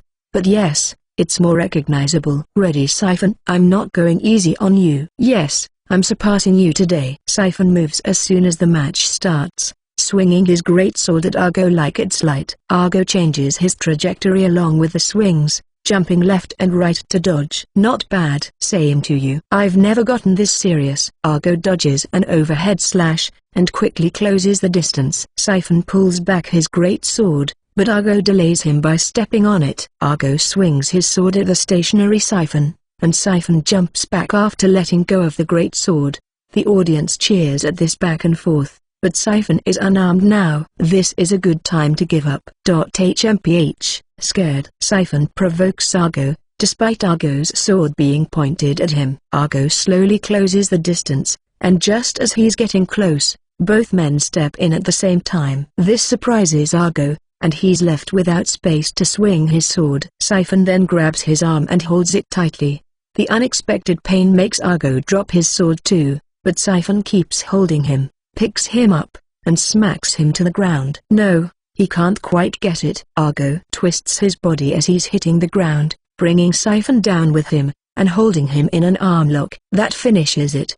The audience is taken aback by the finish, but this is the Beast King's yard, a tournament where anything goes. One person claps and yells, and it prompts the whole venue to do the same. TCH. I didn't think it'd end like this. What are you talking about, you muscle brain? You almost lost use of your arm. I could have just had it healed. Argo is the winner of the third match. That's all they said. Hikari casually reads their lips and voices over what they're saying. Hikari is amazing. Elsa claps, and Alto nods. It actually is. But Hikari's plain emotionless voice really takes away the feeling of tension. But it really was an intense back and forth. And no one here can tell if Hikari is actually correct. She's just so confident that it makes us not doubt her. But Siphon was just as fast as Argo with that great sword. That's Siphon's strong point. But for me, it's how Argo managed to block those heavy strikes that's impressive. If he was always like that, we wouldn't have trouble. Guilford and Jin exchange compliments. But that's how it ends. Even if he was looking for Morrigan after falling for her at first sight, he did lead a lot of lazy days. I've been told he was acting that way on purpose to look for her in secret, but that image of him as the guy that loves to hit on girls is still left in my mind. But I really wasn't expecting him to finish the match like that. Walking in Another World, Chapter 533, First Day of the Tournament, Part 4. After the fourth and fifth matches, I see Shun. How much did Shun fight? He's the one I've interacted with the least out of all the people from my world. I feel like we're pretty distant. He has a serious personality, and I think he felt responsible when we were summoned and I was thrown out of the castle. But when I tell that to Noto, he laughs and says it's not the case. He's way stronger than me with a sword. He's a specialist, and he's been learning a lot with Argo and the others ever since we came back from the Demon King's castle. Yes, he's the Sword King. He has the Sword Master skill, and support skills that help him specialize in fighting up close. I don't know the specifics though. His only regret is that he can't use magic. This is a fantasy world after all. It makes sense for people to want to use magic in a world where magic exists. It's flat out useful too. In this world, I think daily life magic is more important than offensive magic. I heard from Kotri that he's been studying it too, hoping that he'll be able to use it one day. Shun is fighting a beast person. Is that a sorcerer? It looks like he's holding a pole with a jewel in its tip. And I do feel magic energy though when I use magic energy detection. A lot of it for a beast person. Both fighters stand in front of each other, and the venue goes silent. But the silence is immediately broken when the match starts, and Shun charges forward. He's decided that his opponent will use magic, and that it would be dangerous to be far away. But the beast person, Rice, also advances. This catches Shun off guard, and he's blown back by an attack from Rice. He manages to block with his sword the moment Rice swings his pole, but despite suffering no damage, he did open some distance. It's the perfect distance for a sorcerer. He uses Fireball, a beginner-level fire spell just like Fire Arrow, but it's the chant that changes it. Also, it's not as strong as Fire Arrow, but while that spell only hits a certain point, Fireball covers an area. It's no wonder he's surprised about seeing 5 being fired at once. The sorcerer probably had this whole thing figured out from that first counterattack, or he wouldn't be able to attack with magic so quickly. Also, he might have a skill that lets him fire multiple spells in a row like that. Actually, there's another possibility. In this tournament, there's another thing that creates a gap between participants: equipment. Some say it's not fair, but this country sees that as a sort of strength too.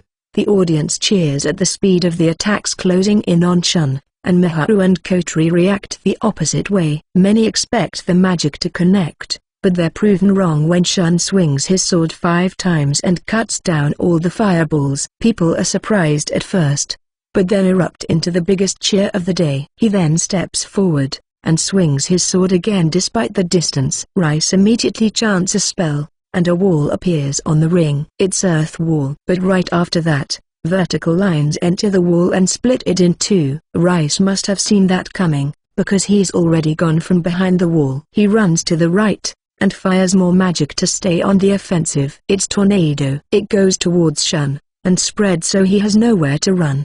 The audience is silent again, as they see Shun's sword clash with the tornado. This pushes him back, but also succeeds in changing the tornado's direction towards Rice. He quickly puts up another earth wall, and what looks like a magic energy shield around him, but the tornado swallows everything, and Rice yells. The moment the tornado reaches him, Rice opens his eyes wide, and by the time the tornado goes away, he's nowhere to be seen. Cutting down magic is crazy, but repelling it like that even more so. But that attack that repelled the tornado also had power behind it. It's why it broke through Rice's defense, and he looked so surprised in the end. Was that Shun's skill too? I couldn't do that. I could block with a shield, but not cut down magic like that. Noto responds to me. The Beast King can punch it, but that's a different story. Well, maybe there are others who can do it, and we just don't know. I feel like the demons could. That ends today's matches. We hope to see you again tomorrow. Shun is announced the winner, and the host's voice echoes as the curtain closes on the first day. Walking in Another World, Chapter 534, Just Today. Want a drink? After dinner, I take a bath, go back to the dining hall, and see Argo and the others are still here. Everyone from Argo's party is here, and so is everyone from Goblin's Grief except for Yuno and Noto and a Knight. It looks like everyone except Argo and Geats are drinking. She said it's fine to have at it, just today, says a red-faced Siphon, before he downs his mug. I don't even know how to drink, but it's clear to me that this can't be healthy. But I'm guessing this is natural in this world, because almost everyone is doing it. I guess their bodies are tough too. Did you get roped? Did they invite you too, Noto? I really like drinking, and I get to enjoy drinks I didn't have back then. And sometimes Argo and the others join me, because drinking alone feels sad. Although he also points at Siphon and the others and says he doesn't drink like them. He's not sitting too close, because he wouldn't be able to handle it if he got roped into drinking like them. Oh, Sora, make something to go along with the drinks, says Siphon after finding me. What something? I've never even drank before. But Noto sees I'm confused, and tells me about things he ate in Elazia and while traveling, and what kind of flavorings they used. There's some stuff there I don't know. So I take ingredients out of the item box. Should I bill them for it? Well, I'm guessing Yuno allowed this because they're consoling Siphon for his loss. Let's say nothing of the fact that the guy who beat him is here too. By the way, they bought the drinks in town, but have nothing to eat along with it because the cooks all went home already. At first I think they could have bought stuff at stalls, but those were empty too. And they spent so much on drinks, that they don't have the budget for snacks, says Noto. While I cook, I spot Hikari and the others, fresh out of their bath. Shizune drags Elsa and Alto away the moment she sees drunk people, but Hikari sits down next to Noto. And she's looking at me with expectant eyes. Yep. She wants food. Is this because she's still growing? She ate so much during the matches. Do you need help? Can you carry it there? And give this to Hikari, I say to Mia, and after everyone has their food, I head to where Hikari is sitting with the other girls. Noto isn't here anymore, he's with Guilford. The girls took over this spot, or maybe he felt awkward and left. It's hard to tell. Sora, don't you have food ready to serve in the item box? Once I approach them, Mia taps the seat next to her, and Hikari even stops eating. I feel like she's also prompting me to sit, so I do. The usual party is here, along with Gd, Miharu, and Kotri. We want something to eat too. Do you have something nice? Says Rurika as she sits down. This is an important point. The others aren't saying what they want to eat either. Hikari is about to say something, but Kotri stops her. Is this a test? I should bite time first with cold drinks. I take out cups from the item box, and pour fruit juice for them. And then I use magic to make ice. By using parallel thinking, And even space-time magic, I get even more time to think. What a wasteful way to use that skill. But I realize something. They know what's in my item box. And yet, today they're having trouble suggesting things? I think it might have been naive of me to assume that. I've heard that eating it before bed isn't good, but let's go with something sweet.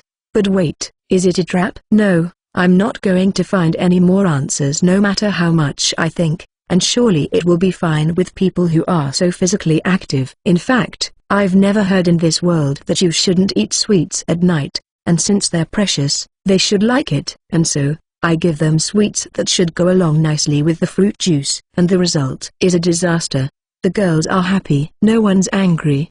But the drunkards see how much the girls like it, and start demanding it too. I can't say no, so it's all gone. I'm going to have to restock. Come to think of it, most sweets shops I've seen were geared towards guys. Maybe they're popular with everyone in this world. Walking in Another World, Chapter 535, Second Day of the Tournament, Part 1. The next day, there are more undercard matches between knights and competitors who didn't make it to the main competition. But despite them losing in the qualifiers, these people are strong. Even Siphon gives their moves a nod of approval. Apparently they kept drinking even after I went back to my room last night, but he doesn't look hungover. I'm guessing once he gets permission from Yuno to drink, he's careful not to upset her. I did see him hungover multiple times in Elysia. Oh, I fought that guy in the qualifiers. I thought he was good. The person Siphon is talking about puts up a good fight, but ends up being pushed back and defeated.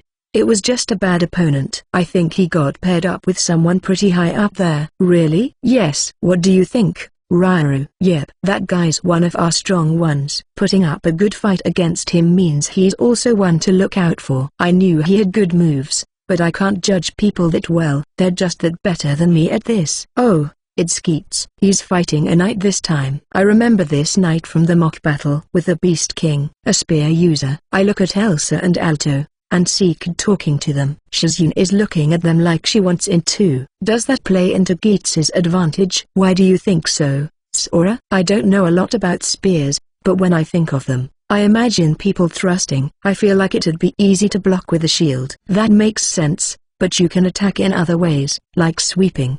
Having a long reach means it can target the legs too, so there's more to deal with. I do feel like protecting your legs with a shield would be tough. Keats can do it with his enlarged magic shield, but it also blocks his view. I've seen him use it against monsters, but not in mock battles. But that's because when he fights monsters, he's on defense while his party attacks. Once the match starts, Ida attacks mostly with sweeps and slashes. Keats is busy moving his shield up and down, and jumps to take distance when he sees he can't block. Ida moves at a frantic pace, never giving Keats room to rest.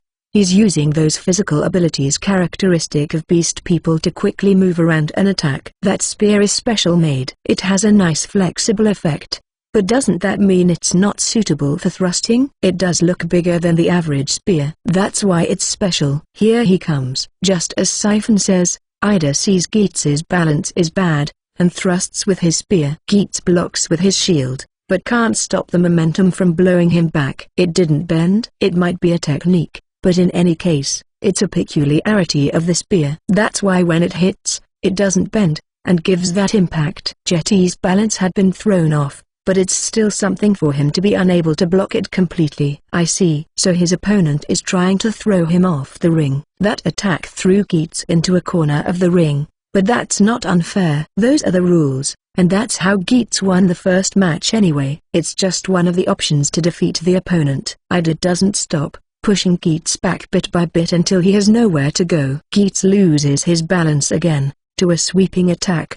He would normally jump back, but being unable to do so made him land in an awkward position. It's over, says Siphon, and he's right. Ida puts all of his strength into a thrust, sensing an opportunity, and Keats enlarges his shield to block it. The spear clashes with it, and Ida is blown back to the center of the ring. And he doesn't get up, instead disappearing. Was that reflection? It's a shield master skill. It reflects attacks, and its power increases proportionally with the power of the original attack. And the weight of the shield also matters. Yes, that was what Keats was after. He purposefully got pushed to the corner, and invited an attack by losing his balance. It would have been tougher for Geats if he didn't thrust like that. As a result, Ida tried to blow Geats back again with a big attack, and received a counterattack. The crowd cheers at this unforeseen comeback, and Geats is declared the winner of his second match. Walking in Another World, Chapter 536, Second Day of the Tournament, Part 2. The second match is between Argo and an adventurer beast person called Heinz. Heinz is a B-ranked adventurer who uses a sword. Twin swords actually. This makes Rurika secretly root for him. She was happy when he won yesterday too, and passionately talked about him to Chris and Sarah. Who are you rooting for today? Asks Sarah, and Rurika doesn't know how to answer, and she ends up dodging the question. While I hear them, my eyes are on the fight. I want to see how Argo will fight with one sword against twin swords. No, it's not because I lose mock battles to Rurika. Heinz is the first one to step forward when the match starts, attacking freely with sharp attacks from both swords. I feel this way about Rurika too. But how can they attack so fluidly like that? I've tried all sorts of things, but it never went well. It goes a little better when I use parallel thinking, but it's hard to maintain for a long time because I get tired. My conclusion is that it's impossible for me unless I train and stick with it, or learn a skill related to twin swords, but I think it's better to focus on my current style, sword, shield, and magic. A skill would get things going, but I can't escape needing training. I'm getting off track, but Argo blocks Heinz' attacks, and counters here and there. The audience is cheering loudly, and since most are beast people, they're routing for Heinz. It's hard to attack a twin swords user. I feel like there are just more attacks. Sora, that's on purpose. Is it? He's watching how his opponent moves, and who's stronger. What do you mean? Even people who use a weapon in both hands are better with one than the other. The easiest way to tell is that the main one is stronger. There are exceptions of course, but Argo is testing that, says Siphon, and I focus my attention on Argo's moves. I can't see his expression, but he seems calm. He moves his sword widely left and right, and changes it with small moves here and there. When he counters, it feels like he's doing it in a way that his opponent will block with his swords. That's how it feels to me. But the person he's fighting probably feels like Argo has different intentions with his attacks. He's laying the groundwork. This approach and attacks keep repeating, until Heinz jumps back to evade one of Argo's swings. Despite the intense attacks, Heinz isn't even breathing heavily. Beast people have a lot of stamina. They're strong, and fast enough that sometimes they're hard to keep up with, but I think this is their biggest strong point, says Siphon, and Jin and Guilford nod. Yes, Sarah has a lot of stamina, but I thought that had to do with her level. If Siphon is right, that might be wrong. Argo and Heinz close the distance between them, and fight the same way as before. The only difference is that Argo is now on the offense. Well, Heinz is actually still attacking like before, but Argo's moves are clearly different. He focuses on Heinz' right side. He keeps moving to his left and attacking there. He's decided that the right side is easier to attack.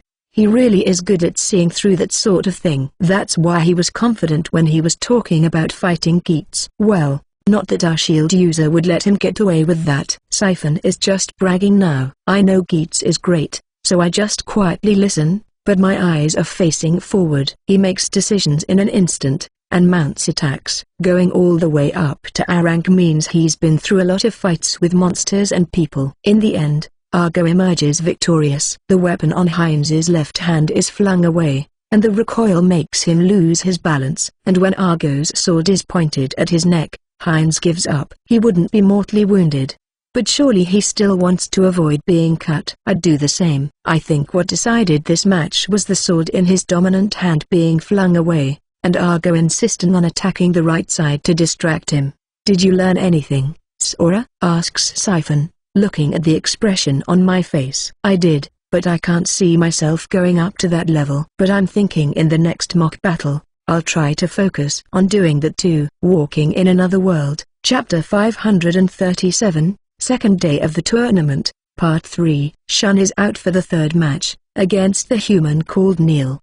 He has no affiliation, and heard about the tournament while on his travels to improve his skill with the sword. I don't know how he was in the qualifiers, but in his first match in the main tournament he killed. I mean, defeated his opponent with one strike of his sword. I heard he finished all his qualifier matches with one hit too. Siphon tells me he was also in the qualifiers, so I guess he was watching out for any strong participants. But a journey to improve his skill with the sword. There are people in this world who do that sort of thing too. I've read about people doing that a long time ago. First, we'll see how Shun deals with the first strike, says Noto, but there's not much worry in his voice. Shun's eyes are pretty good because they're strengthened by his skill. I've done a couple of mock battles with him, but between his dodging and blocking, I couldn't get a good shot in. But Neil is really fast. I doubt I would be able to keep up if I didn't see Ruroku's Gale. If I was facing him, I don't think I could fight him with just a sword, but I think I could do it if I blocked with a shield. Oh, it's starting, says Siphon, and the venue goes quiet, almost like they heard him. They all know how Neil fights, so they don't want to miss that second after the duel starts. And sure enough, right after the signal is given, Neil seems to disappear. There is a metallic sound. And then Neil is behind Shun. Shun's body shakes. And then he turns and presses on Neil. It feels like Neil knew his attack would be blocked, because he swings his sword at Shun's after he quickly turns around. The swords fiercely clash, their metallic noises echoing in the silent venue. Not bad. I didn't know because he ended everything else in one hit, but he has the basics down. Yes, no panic at all, say Siphon and Jin. He has to be good, to be fighting on equal footing with Shun. And he's calm too, just watching Shun while their swords clash and looking for an opening. But his feet have stopped, and there's no sign of moves like the first one. This continues restlessly for 10 minutes. Even just the fact that they can keep this up is incredible. They have a lot of stamina. If it was me, I would have wanted to take distance and rest. Neil? Yes, he's fighting normally after that first strike. If he kept attacking that fast over and over, I wouldn't be able to block it. Naoto is right. I don't think it's possible to continuously block attacks that are fast to the point where it feels like he disappears. The fact that he's not doing that means there must be conditions that must be met. I'm thinking it might be a skill that uses SP, so he can only use it a finite number of times. Then a particularly loud metallic sound echoes, and both combatants step away. Both are still pointing their swords forward, and I can tell they're composing their breathing. Then a roar erupts and fills the venue, as the crowd cheers. Once it settles down, all eyes fall on those two again. I think for a moment that Neil is about to make a move, but it's Shun who moves first. He quickly closes the distance and swings his sword. Neil doesn't meet it with his, instead stepping back to avoid it. Shun takes a step forward to follow it up with another attack, but this time, Neil makes a move. He seems to disappear, and appears again behind Shun. But this time, when Shun turns around, Neil disappears again, and appears behind Shun again. Shun can't completely block this series of attacks, and his left arm is bleeding. I'm sure it hurts, but Shun doesn't shrink back, and chases Neil. Neil frowns, but swings his sword to block Shun's. They clash, and then clash again. I thought that fierce sword fight could happen again, but the match ends abruptly. Shun's attacks get sharper, but Neil's moves get worse. This means Neil is gradually falling behind, and in the end, an attack he can't block rips through him, ending the match. That attack must put a lot of strain on his body, says Noto, thinking about how Neil was after using it twice in a row. Yes, it did feel like it took a lot out of him, and yet he still did that, maybe because he felt he couldn't win in a simple sword fight.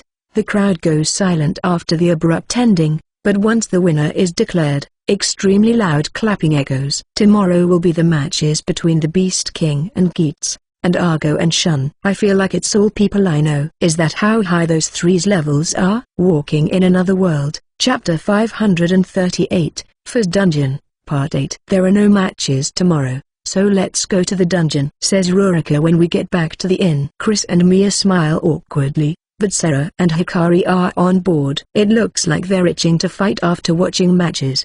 The next morning, we do as Ruroku said and head to the dungeon. Elsa and the others see us off as we go to the 51st floor. There are tiger off types here, but from this floor forward, there will also be white tigers. According to Chris, white tigers have the most valuable pelt out of all tiger off types, but we can only get it if the treasure chests feel like giving it to us. As for their strength, they're stronger against magic than tiger elves, and they're tougher. If we don't have to care about ruining materials, I think I can easily take them out with my spirit magic. says Chris. I want to try my composite magic too, and my regular magic. Let's go. Rurika is excited, and Sarah responds by twirling her axes. I hear the sound they make. Sarah is fired up too. First, we take out the tiger owls that spawn, and I use provoke to grab the attention of the black tiger and white tiger. I attack too, but they coordinate well, so I can't land any decisive hits. I try magic, but a regular fire arrow does no damage to the white tiger. It doesn't even try to dodge. When I use thunder, it dodges immediately,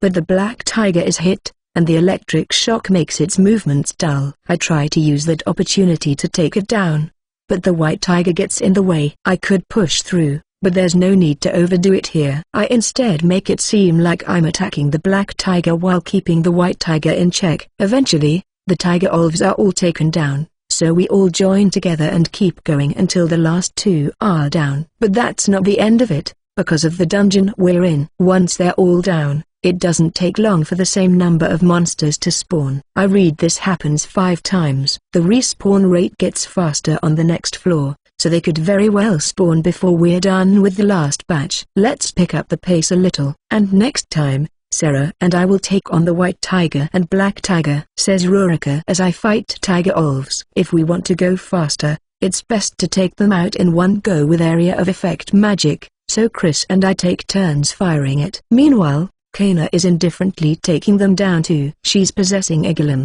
and since golems don't have levels, she won't level up either, but she's learning from it, so it's not like she isn't growing at all. I could also make the golem itself stronger. Could I take the materials I'm getting here to make a new golem body? I'm just worried about how she'll do with a new body. I think we'd only know if I actually made a new golem and she possessed it, but I don't have enough materials anyway. Maybe I could buy them in the Merchant Guild or Adventurer Guild. How far are we going today? I ask while we have a lunch break. We're on the 58th floor, and the black tiger and white tiger set appears until the 60th, but once you're used to them, they're not much trouble. We're going to make a lot of money off the white tiger wolf pelt we get from the treasure chest, but people don't react to it that much compared to the meat we get. Just goes to show how much people here love food. I'd be more interested in the pelt if I could use it for alchemy or creation, but I don't really care about using expensive materials as interior decoration. Minotaurs appear from the 60th floor onward,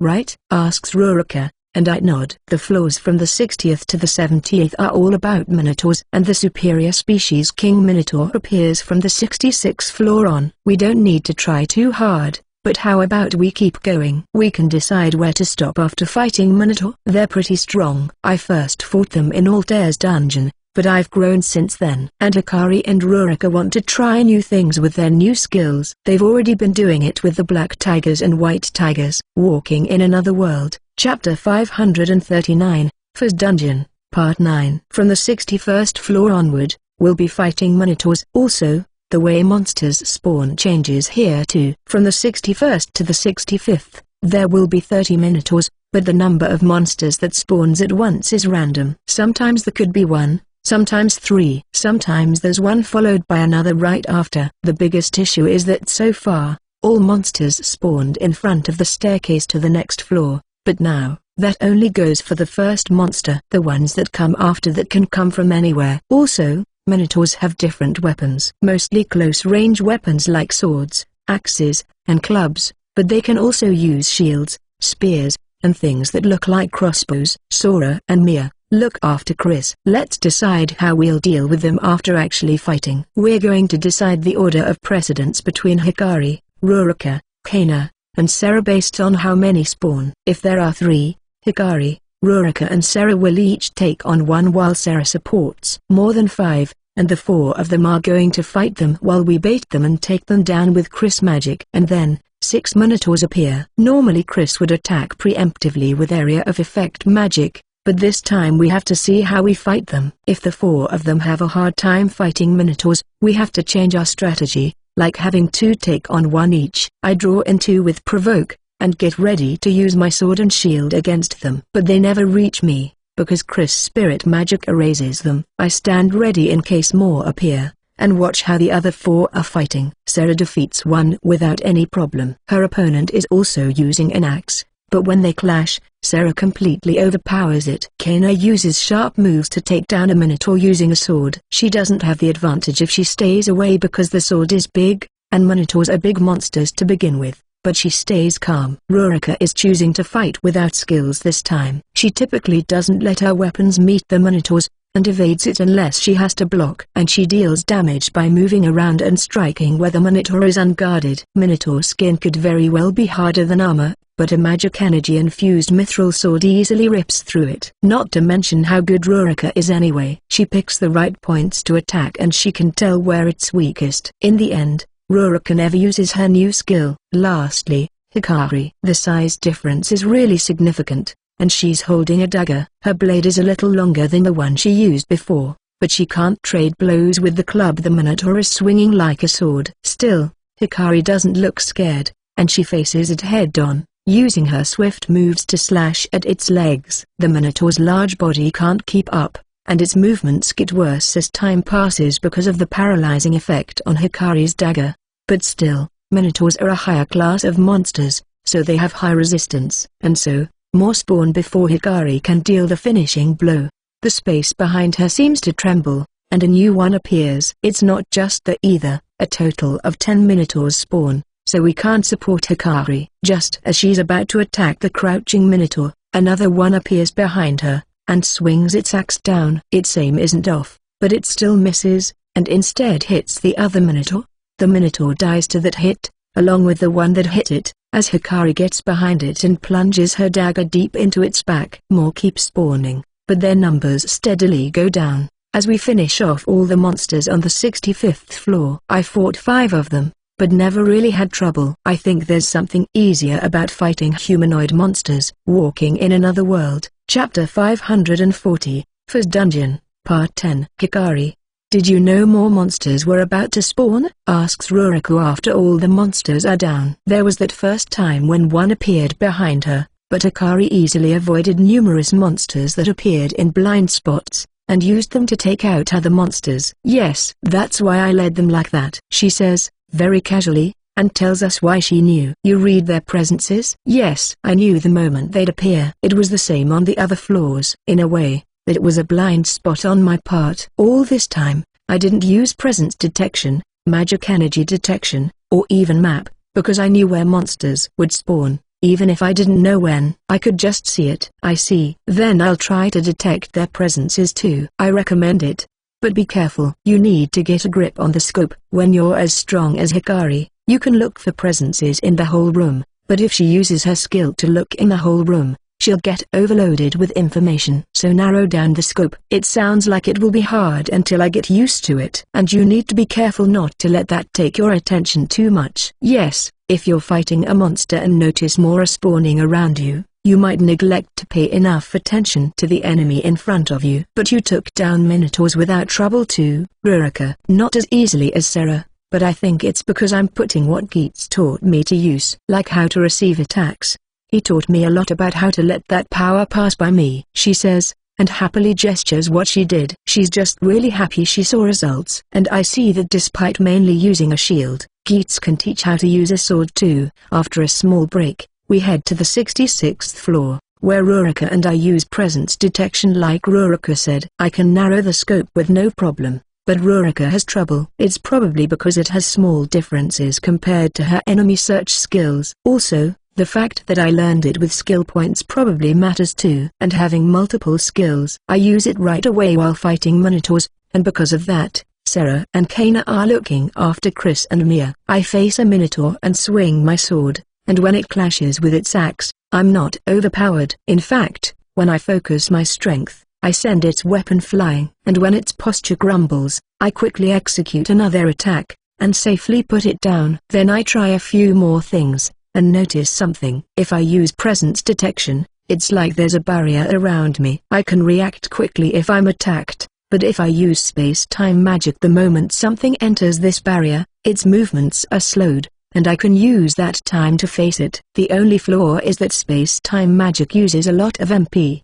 But I can take down most opponents without space-time magic, with my current physical abilities. And I have parallel thinking. I also try magic energy detection, and notice that it senses monsters spawning faster. When I tell that to Chris, she uses the power of the spirits to see where magic energy is trembling, and fires magic before minotaurs even spawn. That means she can make them vanish as soon as they appear. Again, the drawback is that it spends a lot of magic energy, so she needs mana potions to keep using it. Chris, keep doing the same as always, says Rurika. We're going to be fighting minotaurs until the 70th floor, so we all think we should get used to them. That's why Mia also grabs her staff tighter, wanting to fight too. She's been supporting everyone with Holy Arrow, but there hasn't been time for her to actually face one. But she gets near one, and takes it down. It feels like she isn't weaker than them, but it took her some time because she's using a staff. It can be used as a blunt weapon,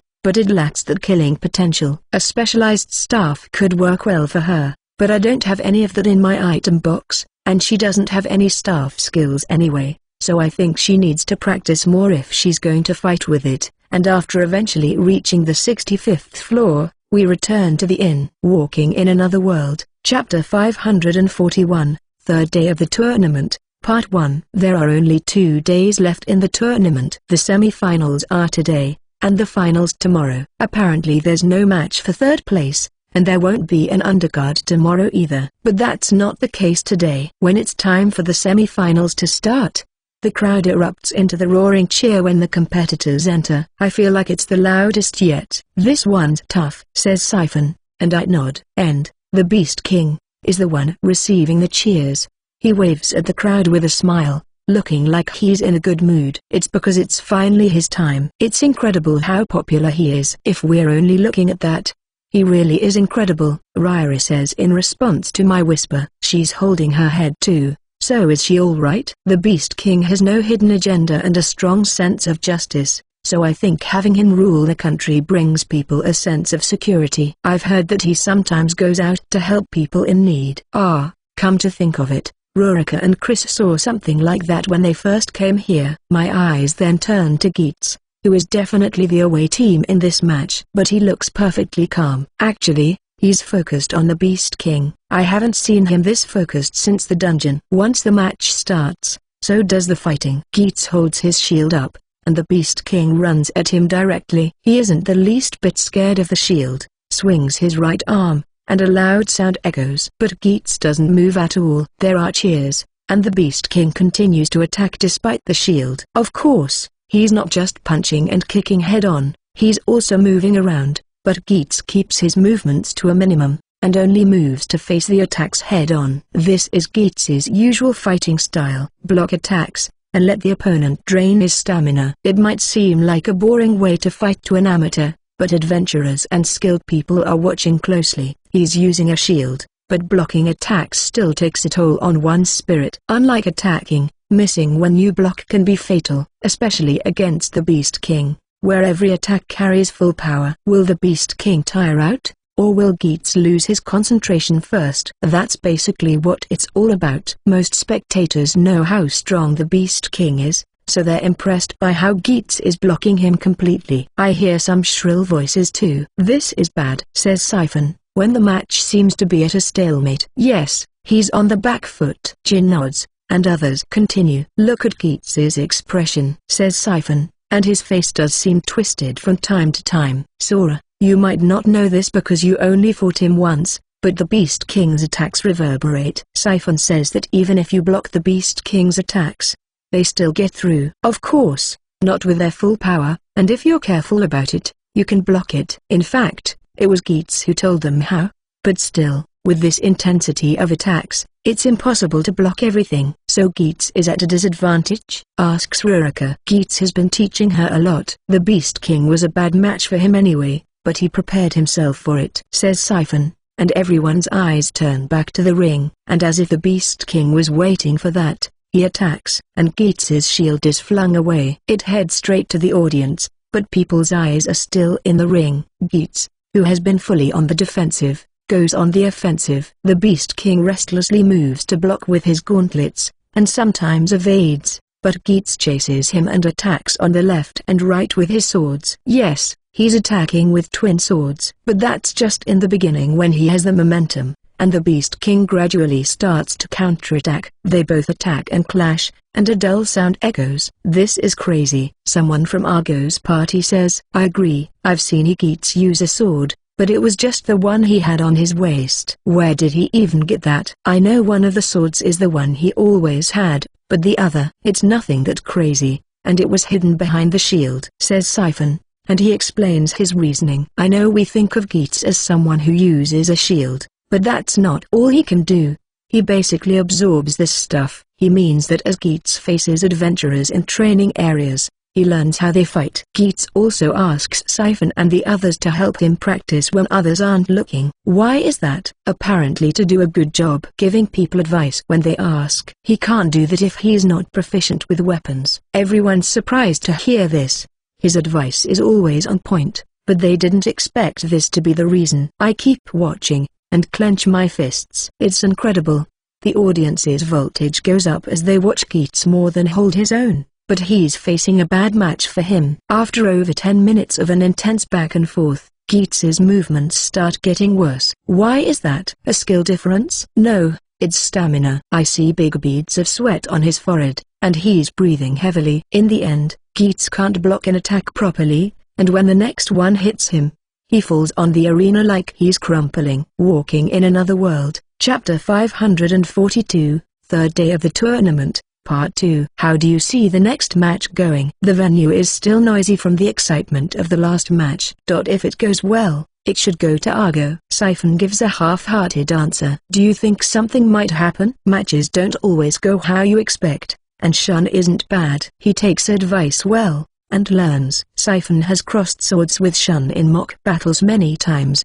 The noise stops when they enter the ring, and after the introduction, the match starts. Is this going to be a straight match with no tactics? Both approach each other when the match starts, and their swords cross. It's an intense back and forth, and metallic sounds echo over and over as the swords clash. 5 minutes later, both step back, and there's a commotion. I exhale, and focus on their movements as they keep their swords raised. There's no way they aren't tired after that intense back and forth. It's subtle, but I can see them composing their breathing. Eventually, they move out again, and continue swinging their swords, but unlike the first time, they both just barely evade slashes as they swing. I'm entranced by this match, and it feels like everyone else is too. Only the sound of wind being cut echoes throughout the silent venue. The back and forth feels like they pre-planned their attacks, and twice as long as before, despite being shorter. "Wow," I hear someone say, and I agree. "I don't get him anymore. I saw his mock battles,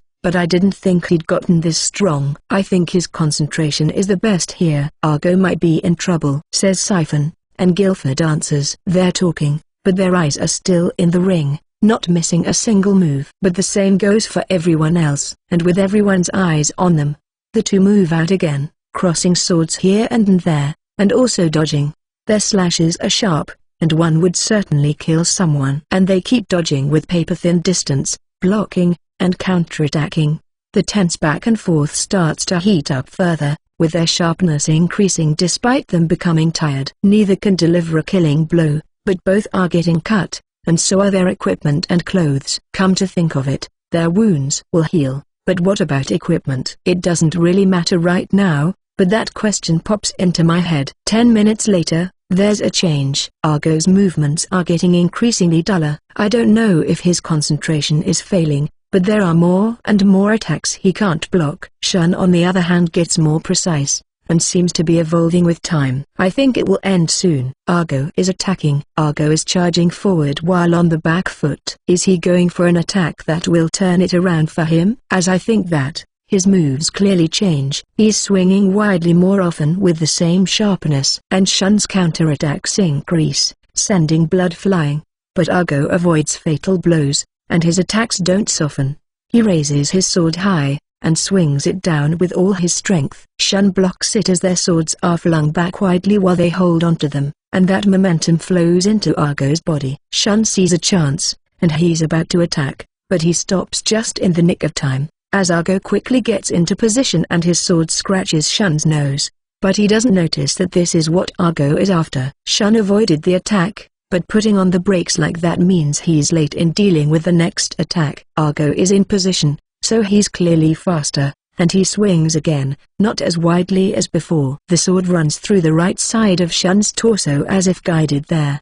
But just as everyone thinks he has him, Shun steps forward and hits him with his body. Argo cut Shun, but it wasn't a deep wound because by coming forward, it was the base of the sword that hit him. Obviously, that doesn't mean it's not sharp, so his face is twisting as his side is painted red, but he still managed to avoid a fatal injury. Argo is pushed back, managing not to fall, but losing his balance. He quickly composes himself, but that moment makes the difference. Before Argo can move forward again, Shun transitions from the tackle to swinging his sword, cutting Argo. That settles it. Argo disappears, leaving Shun alone in the ring, and the audience erupts in cheers. Walking in Another World, Chapter 543, Fourth Day of the Tournament, Part 1. It's the final day, and once again, the venue is packed. It's finally time. That was too bad, Argo. It's fine. WL, I let Shun have it in the end. Are you mad you lost? Everyone laughs at Argo and siphons back and forth. There's no doubt that Argo really tried and lost, but no one is mocking him for losing to someone one rank below him as an adventurer. That match just captivated everyone. That Shun gets stronger the more he fights. I should have finished him quicker, but I got carried away and was having fun, Argo says while clapping. He has a point in that Shun had it easier in the second half. He didn't know this while he was fighting, but he's thinking back to it now. It's not just the difference in stamina caused by their levels. I think Shun fought while paying the utmost attention to not move unnecessarily, like Geats. It's too bad about Geats too. You almost got him, right? No.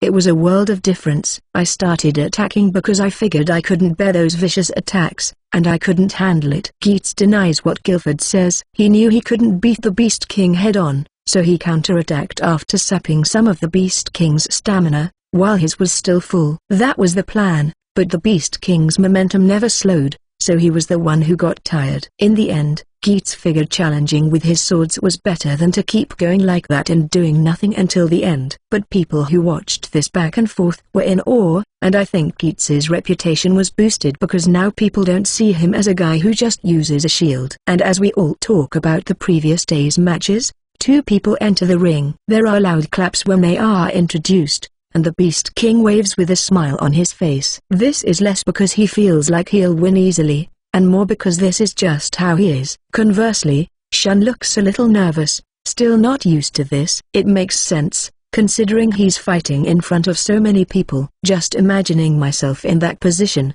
makes me feel like I couldn't handle it. From that point of view, Shun is great. 5 minutes later, the match starts. The Beast King charges forward, and Shun chooses to stay and meet his attack. The Beast King relentlessly attacks, and Shun deals with it by blocking and sometimes dodging. When Shun counterattacks, the Beast King blocks with his gauntlets, and Shun dodges the attacks that follow.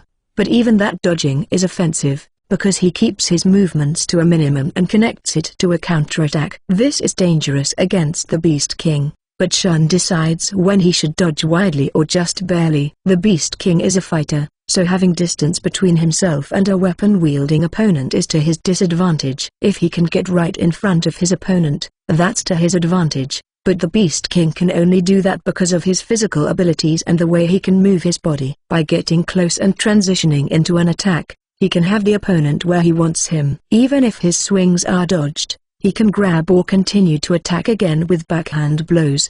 But Shun also knows this. He only dodges with minimal movements when there are no changes to the Beast King's attacks, and he dodges widely when the Beast King is transitioning into another attack. This is all explained to me by Geats. He also says he didn't do this when he fought him because he could block him completely before he changed. But isn't this his first time fighting the Beast King? Or did they do mock battles without me knowing? It's the Beast King, so that could very well have happened. They have faced each other, but they didn't fight like this, I don't think. I think Shun just learned from watching the Beast King fight, says Geats. And apparently the Beast King went to the training area practically every day when we were in the dungeon. Ryra sighs, and I get from her expression that it was actually practically every day. I focus on the fight again. If it was me, I would be using magic, and taking distance if I could. Shun has the Sword Master skill, and I think he can use it to attack from a distance, but he might be saving the SP. Come to think of it, There were practically no matches where participants used skills. Was it just Neil? Geats used Shield Bash too. Rurika and Hikari don't use theirs a lot in the dungeon either, because they'd have to drink potions if they overused them. From that point of view, people might see skills as something to use only when the time comes. Walking in Another World, Chapter 544, Fourth Day of the Tournament, Part 2, Shun's Point of View. Fast and strong. This is on a different level compared to the mock battles. Was he holding back? No, he was going as hard as he could back then. It's just that there's no problem if he kills people here, so that limiter has come off. I increase my concentration and focus on his moves. The advantage of the length of my sword doesn't seem to faze him. But when he gets close, I'm at a disadvantage. Knowing that doesn't help me defend, so I click my tongue without thinking. There are other problems, such as the fact that he doesn't use weapons, which means he can change up his attacks. I didn't have many mock battles with him, but I watched him fight. I knew I might face him eventually. The same went for Argo, Siphon, Jin, and Geats. Fighting him reminds me of why I was summoned into this world for some reason, even though I shouldn't get distracted with that sort of thing. I was really excited about the incredible job of Sword King. I had never used a sword, but I instantly knew how to handle one. Even when I fought knights during training, they were no match for me. I couldn't beat their superiors at first, but the more training I piled on, the stronger I felt. Back then, I thought I could do anything, but looking back, that might have been the effect of the magic placed on me. But in any case, I was eventually too strong for any of the knights, and defeated the dragon in the dungeon in Prix.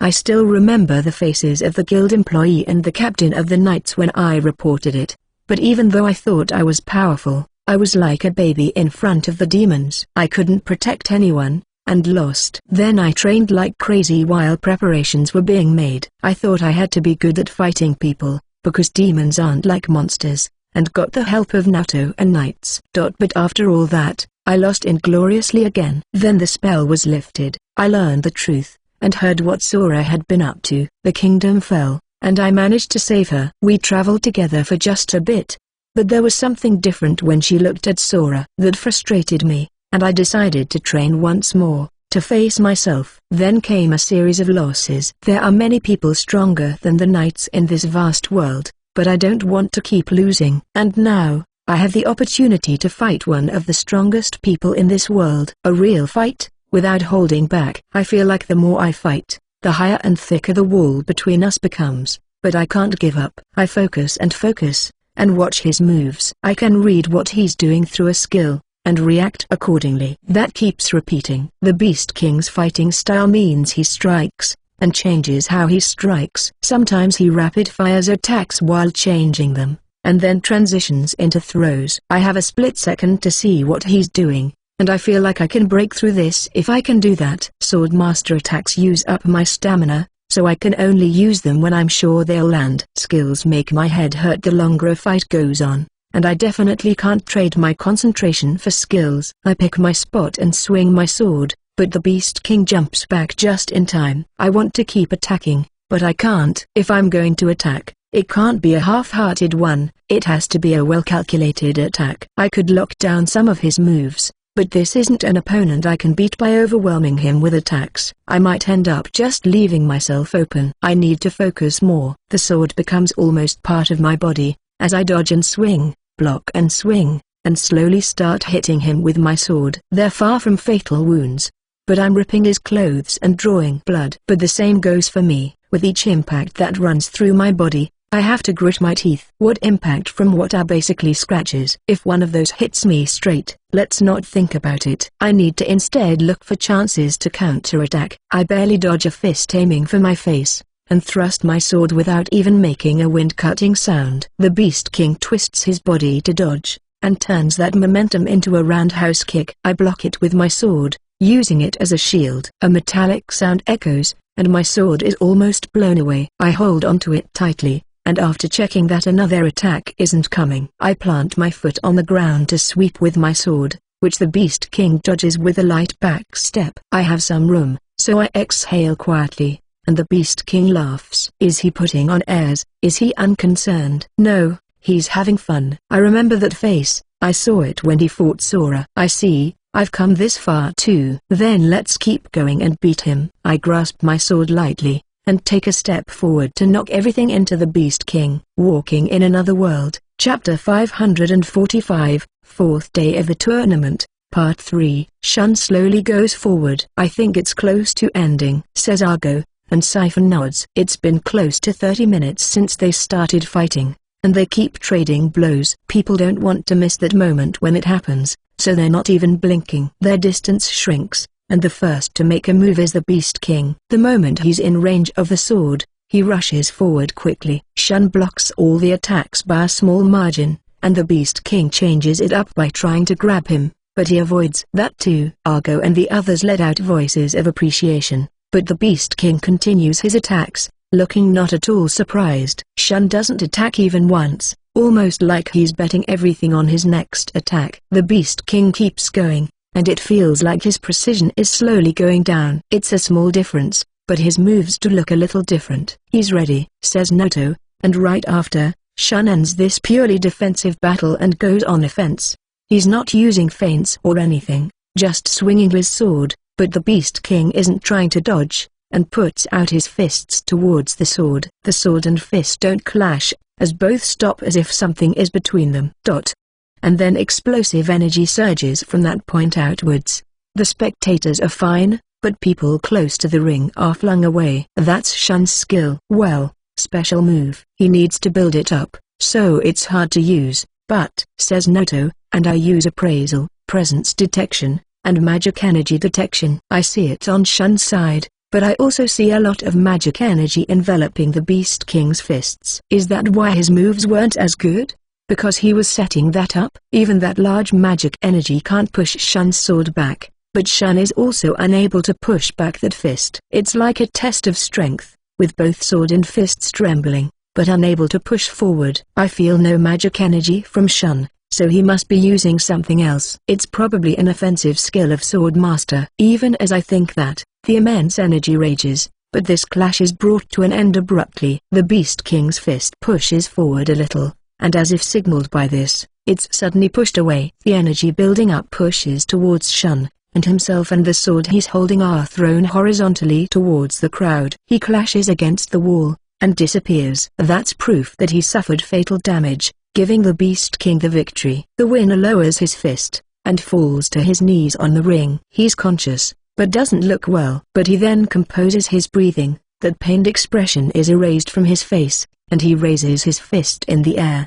The moment the crowd sees this, they cheer, and the Beast King is declared the winner. When the award ceremony ends, the spectators rush to the exit. There's a whole lot of noise as people talk about the tournament, but apparently that's normal. Shun comes back, looking frustrated. That attack really was a skill, so he was building up that power to release it all at once against his opponent. It's a special move for short battles, and it's not supposed to hold energy for that long. It took down a dragon, but I'm surprised to hear that. So that's what the Beast King managed to block. Speaking of the Beast King, he's being treated. He didn't suffer fatal injuries, so he didn't heal through that. Mia cast heal on him to heal his wounds, but he's feeling languid due to using too much magic energy. That was an incredible attack. I've never seen someone push the Beast King that far, says Ryaru, and the Beast People Knights nod. And he got what he deserved for trying to take your special move head on. I don't know if he knew Shun had an attack like that,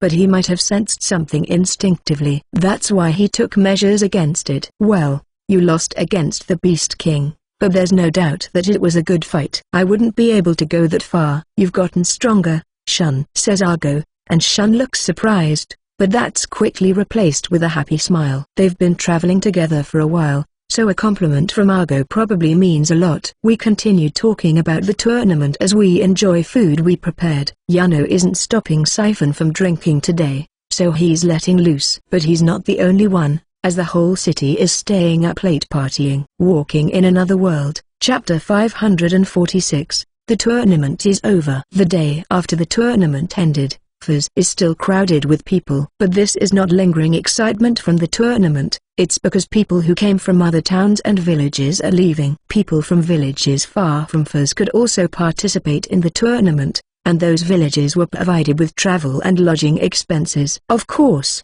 There is a limit to how much they could provide, and there was also a limit to how many they could send. And with the tournament over, they are now buying things that are uncommon in their hometowns. The Beast King thought of everything. Rairu tells me this system was put in place to dig up rough diamonds in these places. King En's policy is wonderful, but he leaves dealing with all that to everyone else, says Rairu in response to Mia's praise. Apparently her sister, the king's wife, along with many retainers have been regulating this. But they seem to be doing it not because it came from the king, but because they like the idea. So what now? It will be hard to go around with so many people here, says Rurika while peeking at the tower, the dungeon. I'm sure she's raring to go after yesterday's intense display. Hikari and Sarah look like they feel the same way. It's a little early, but how about we get something to eat and then go to the dungeon? Rairu, is there somewhere you recommend? I think we've gone through all the stalls, but not restaurants and stuff like that. When we're in a city, we usually eat either at stalls, or in the inn where we're staying. Yeah, let's make it a place with some nice variety. She looks at Elsa and Alto, and makes her decision. By the way, Shizune isn't here. For once. It felt like she really didn't want to leave them. Rairu takes us to a buffet, which is rare in this world. I see, this does look like the place to go when you want to taste various things. It's not just Elsa and Alto. Even I'm happy about this. I've actually learned a new skill called analysis, so I can learn how to cook things as I eat them. The cooking skill allowed me to know to a certain extent, but it's like I understand better, I guess. I also get more information when I use appraisal and people appraisal because of it.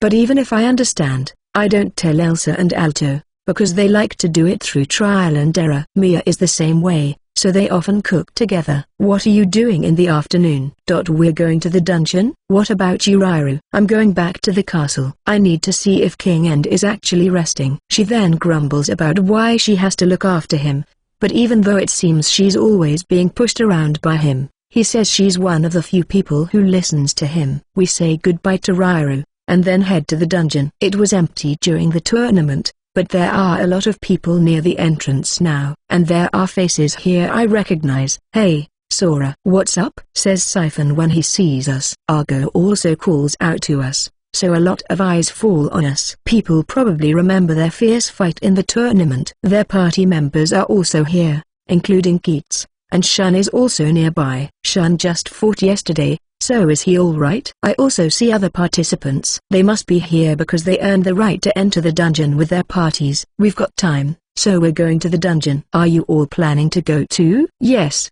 but we're going to take it easy going up. It sounds like Argo and Siphon's parties are going together. And Noto and the others are going too, Shizune included. We're going to take it easy too. I haven't hunted monsters in a while, so I need to get that feeling back. Noto also says he asked Shizune to hold off on using her magic for this reason. But of course, she'll use it if there's any danger. Kotori is also in their party, so I think they'd have more than enough firepower even without Shizune, at the very least until the 26th floor. Let's not forget that they conquered the dungeon in Preeks. We say goodbye, and enter the dungeon first. Apparently there's a line for people who want to go to the first floor, but we've been here a few times, so we don't have to wait. In fact, there are few people going to the upper floors. Now let's get our dungeon conquest going again. Walking in Another World, Chapter 547, First Dungeon, Part 11. From the 66th floor on, there are Minotaurs, but also their superior species King Minotaur. These are treated like bosses,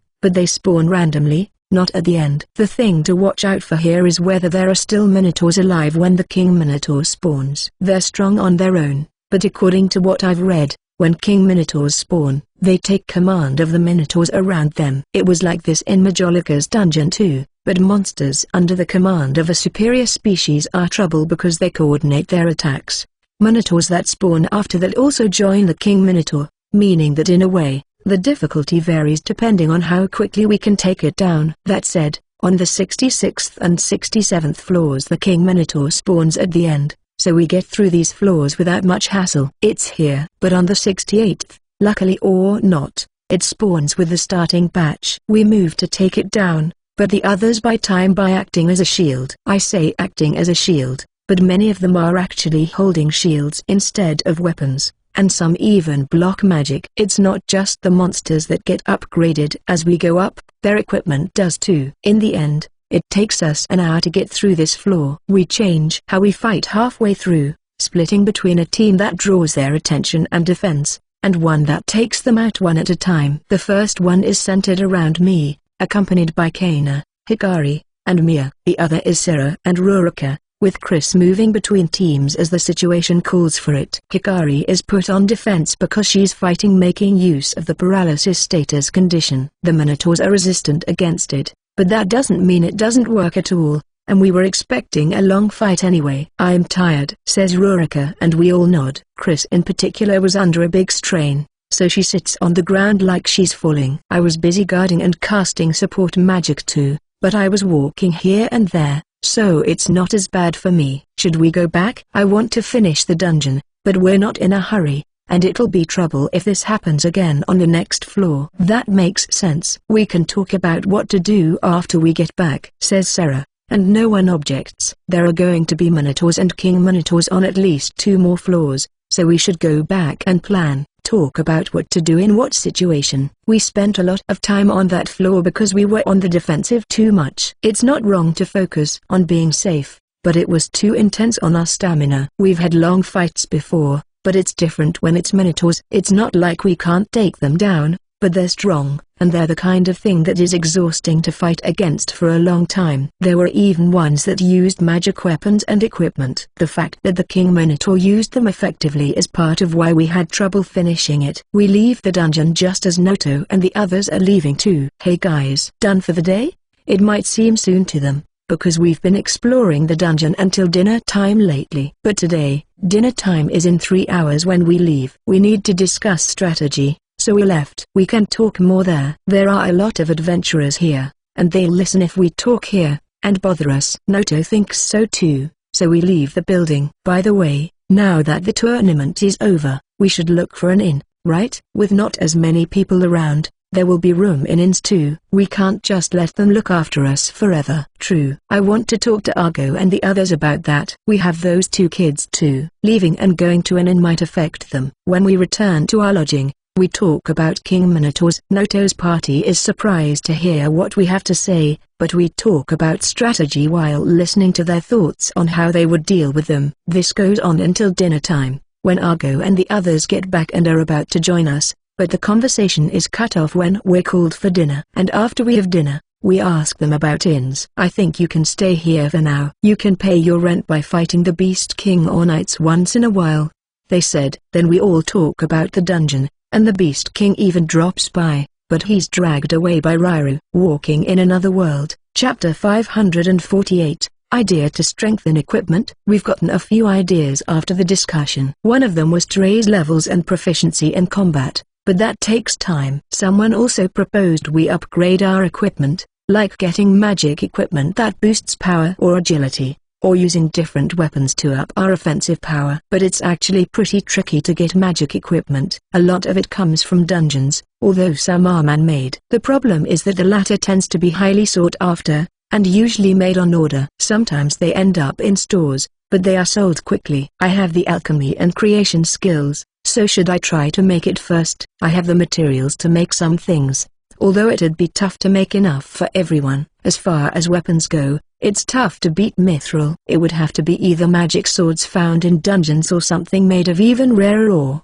But then one thing comes to my mind about the mithril weapon I have, most likely because of the new analysis skill I learned. Something new appears when I cast Appraisal. It used to show the name of the weapon, its effects, and quality, but now it shows its attack power and durability. If I take this at face value, it means the higher the attack value shown here, the stronger it is. Should I use alchemy like when I do maintenance on it? I try it right away, but the attack value stays the same. Instead, the durability goes up. Then I use alchemy while infusing it with magic energy, and the attack value goes up a little. Actually, I don't think it's quite enough to call it a little, but it feels like it will go up the more magic energy I infuse. Then I try using alchemy without infusing it with magic energy, and the attack power goes down, and the durability stays the same. Then I keep infusing magic energy and use alchemy again and again to see if it will stack, but it doesn't. Maybe there's a cap,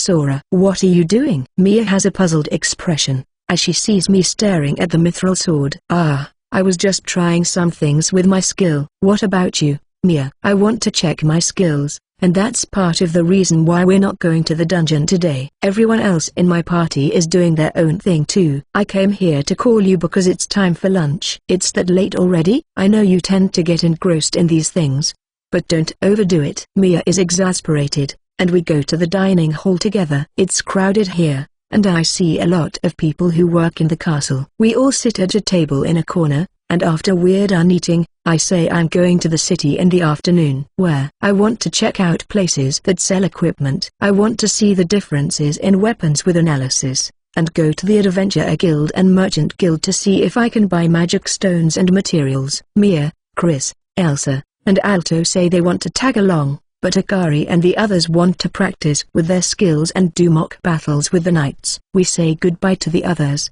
and head to a weapons shop first. It's very clear that there are fewer people around the city, but it's still active. We go to a place we visited before, and start looking around. By casting appraisal now, I can see that even if weapons have the same quality, their attack power varies slightly. They can be different even if they're made with the same ore, and the owner says that difference comes from their makers.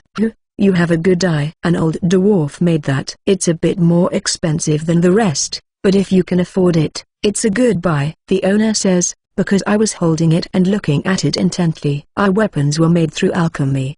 But would they change if they were reforged by a blacksmith? Or should I get a smithing skill? Is it possible to put out a request to a blacksmith, and look around a workshop? It'd be tough with this dwarf. He's a moody guy that doesn't accept everyone. He sells wholesale to this shop because we have a bit of a connection, but he gets a lot of requests in this kingdom. If I ask the Beast King to help, he'll want something in return again. But it's to help conquer dungeons. Sora, don't think on your own. Let's talk about it with Ryra for now, says Mia plainly. Yes, there's no point in racking my brain about it. I thank the owner and we leave, and Beast People adventurers come in. They look and feel pretty strong. And then one of them talks to me. Walking in Another World, Chapter 549, Fight. This beast person adventurer notices us, glares, and speaks with a rough tone. You were in the guild yesterday, in the waiting room of the dungeon. That threatening attitude makes me nod without thinking, and then I knew it. You were the ones talking all rude to my bro Shun. I don't know what he's on about at first. I guess we did talk to Shun too, not just Noto, but we spoke normally. This adventurer looks like he's going to jump at us at any moment, but his friends hold him back and apologize. Sorry, he was moved by Shun's match with the Beast King. It probably didn't sit well with him how casually you were talking to Shun, says another beast person with a sigh. Put some respect to Shun's name, he yells, this time at his teammate. Elsa and Alto are scared, and hide behind me. You idiot. You're scaring them. His party mercilessly hits him to shut him up. Is he alright? That was a really dull sound. Hey, if you're going to make a mess, go somewhere else. You're bothering the other customers. We end up being shown the door and go somewhere else. We head to the Adventurer Guild, because talking in the middle of the street would be a bother too, and we were going there anyway. Sorry, says Reed, the leader of the party Agito. They're B ranks, and are apparently also challenging the dungeon. The one making a ruckus is called Sai, and according to Reed, he's a good guy at heart, but has a sharp tongue. Apparently he became fascinated by Shun after watching the match with the Beast King. He was actually talking trash about Shun after losing in the preliminaries, but became his fan after Shun kept winning, says Reed with an awkward smile. By the way, how do you know Shun? We came from the same place, and we traveled together, I guess. Sai looks surprised to hear this, and shaken. And I make sure he apologizes to Elsa and Alto. These two are very important to someone who is like Shun's big sister. There's not a lie in there. Shizune dotes on them a lot, so if they complain about Sai to her, she might start seeing red, or obliterate Sai if she's in a bad mood. Sai apologizes, making me feel like he really is a good person deep down. We keep chatting on the way to the Adventurer Guild, and Noto's party just happens to be coming out of the dungeon. Noto tries to raise his hand, but he's pushed aside by someone rushing this way. Reed and the others are surprised, but Shizune rushes past them and hugs Elsa and Alto. Both are used to this, and don't resist. Elsa and Alto are pretty fond of Shizune too, since she's up front with her affection. Are you okay? Why yes. That Shizune never mind. I'm actually surprised she changed like this. Who are these people? We met in a weapons shop, and apparently we have a big fan of Shun here. I go to introduce Sei, who's hiding behind Reed. Where's that attitude from before? Sei starts peeking over Reed's shoulder at Shun, who's talking with Miharu. That one. Noto also sees Sei's eyes are on Shun, and grins when I nod. Shun, come here. Noto calls out to him, and Shun tilts his head while doing as he says. Sei gets progressively more nervous the closer he gets, and Reed and the others sigh. Apparently the same thing happened yesterday when Sei saw Shun up close. What is it? Your match yesterday got you a fan, says Noto, and Sei stands up straight and greets Shun with a tense tone of voice. I'm pretty sure we fought in the preliminaries. Shun is confused by Sei's attitude, but Sei is just happy that Shun remembers, and gets even more nervous with even more stilted speech. What are you guys up to anyway? You didn't come to the dungeon with Elsa and Alto, right? We're buying materials and magic stones, and I want to stop by the Merchant Guild. Are you looking for something? It'd be great if I could find the pelt of a superior species of wolf, a wind wolf if possible, and magic stones. This is to make leather that boosts agility with the creation skill. In the end, I don't have any luck in the Adventurer Guild, so we leave for the Merchant Guild. And for some reason Noto and Reed's parties are now tagging along. Reed and the others aren't planning to go to the dungeon today, and Kt says we might as well take the opportunity to hang out. And since we also meet Siphon and the others on the way out of the Adventurer Guild, we've got quite the group right now. Walking in Another World, Chapter 550, Advice. So all that happened? After dinner, we tell Ruroka, Sarah, and Hikari about meeting Reed and the others. But did you do what you went out to do? I want to meet a blacksmith, but it doesn't sound like that'll be easy. But I want to try talking to Rairu. The Beast King will probably ask for something if I talk to him, so I think I'd rather talk to Rairu. Why not ask her directly? She said she would drop by tomorrow. Apparently that happened during the day, and she told them she'd be here tomorrow too. And the Beast King wasn't with her. It sounded like he's really busy now that the tournament is over, and Rairu is alone and without much to do. She said she felt free, but she looked a bit lonely.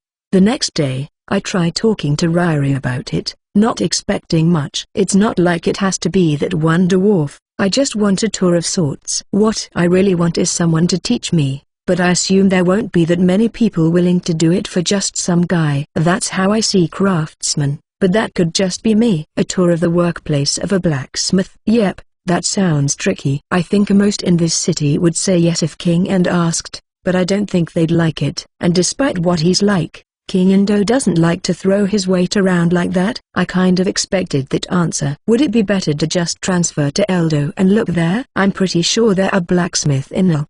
But then, what about Gramps then? He'd be happy to if Rairu asked. Someone says, and when I turn around, I see the Beast King, King Endo, slacking off again. Rairu looks furious, but a little happy too. She's suddenly full of energy. I got permission to come here, right? The Beast King shrinks back from that threatening pressure, and asks the person that came with him. Yes. His wife did let him come here, says the other person with a nod. Fine then.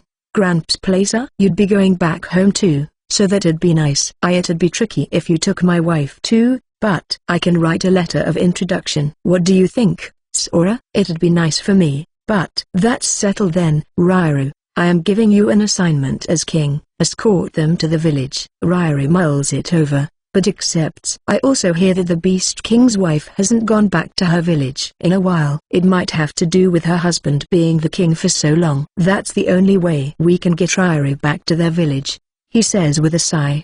And he also says that his daily life means she's kept busy as his chaperone, so he wants her to relax a little. At least he's self-aware. He could just get it together, but when I tell him that, he looks away. I'm not one to talk, so I don't force the subject too much. I feel like I drag people around and cause too much trouble. Once that's decided, we start getting ready to travel. We talk about using magic beast wagons, but Ruroka vehemently objects, so we're going with normal wagons from Fuz to a town to the west called Sifat. But since all the wagons are out, we do some things in the meantime. First, I get a house in Fuz, basically just to use transfer. It's safe, and relatively big. I'll probably end up leaving it with someone else or selling it, but that's something to think about later. Next, we go shopping, mostly to buy food. Ryu's village is over a 2-week walk away from Sifat, and apparently in a forest, so they asked us to take some things there too. Among them are stuff like how for the blacksmith. I have an item box, so it's no problem for me. Once everything is ready and it's time to go, Noto and Argo's party arrive, then Siphon's is. This is part of the reason why we couldn't go right away. When I asked Ryu if there wouldn't be a problem, she said there wouldn't be enough rooms for everyone in the village, but Argo says they have tents so it's fine. After all, camping is part of being an adventurer. Time to go. You got everything you need? She asks, and everyone nods. Let's move out then. Everyone follows her lead and gets on the wagons,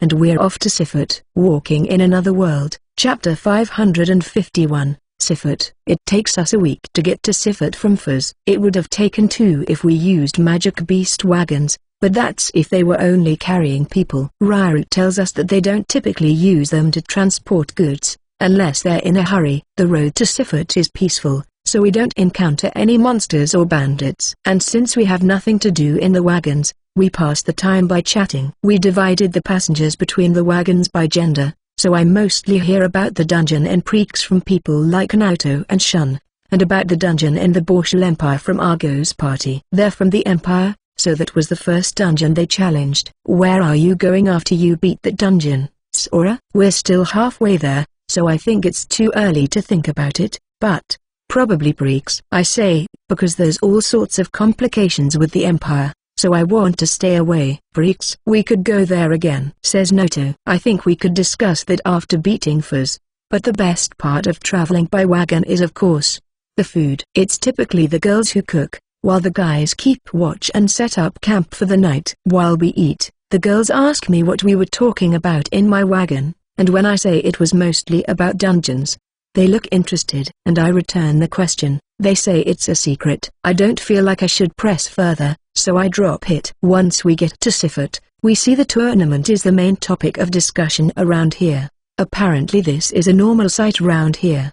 There's troubadours singing about the fights in bars and stuff at night. She says, because she heard about that before. The tournament is the biggest event for the people of Layth, but not everyone can go and watch, so once it's over, troubadours and people who actually took part make the rounds telling tales of the fierce fights. I think that's why people who know Shun and the others took part make a big fuss when they see them, and people crowd around Shun because they've heard of his heated battle with the Beast King. But that also leads us to find an inn pretty easily. Also, the names of the people who reached the main competition, Geats, Argo, and Siphon are known too, so when we check out the dining hall, a lot of people crowd around them too. Siphon in particular is happy to drink what people offer, but when I fearfully look at Yuno, I see she's letting this one slide. And the next day, since the ones who drank are too hungover to move, we leave them in the inn and go out sightseeing. We are going to be walking to Ryu's village, so I was going to stock up for that, but we actually already have everything we need, so we around go the stalls instead. Hikari takes the lead while holding Elsa and Argo's hands, with Shizune close behind them. Also, Shun, Jin, and I are the only guys here. Shun and I can drink alcohol in this world, but it still feels wrong because we're used to the laws of our world. And Jin is just good at controlling himself without going too crazy. Geats is typically like Jin in that regard, but not this time. He drank slowly, but poured another pitch right after finishing the last one. And since he always emptied it, he ended up drinking a lot. The fact that he typically doesn't drink a lot probably has a lot to do with him not being too strong with alcohol too. He drank less than Siphon or Argo, but took more damage. I'm pretty sure they would have continued until morning if the owner lady didn't throw everyone out. How long do you think it will take for them to recover, Jin? Siphon will be fine tomorrow, but Geats, I think he's going to need 3 days, especially since we'll be walking from now on. Ryu, we bought everything we need in Fuzz, but isn't there anything else we should buy? Booze?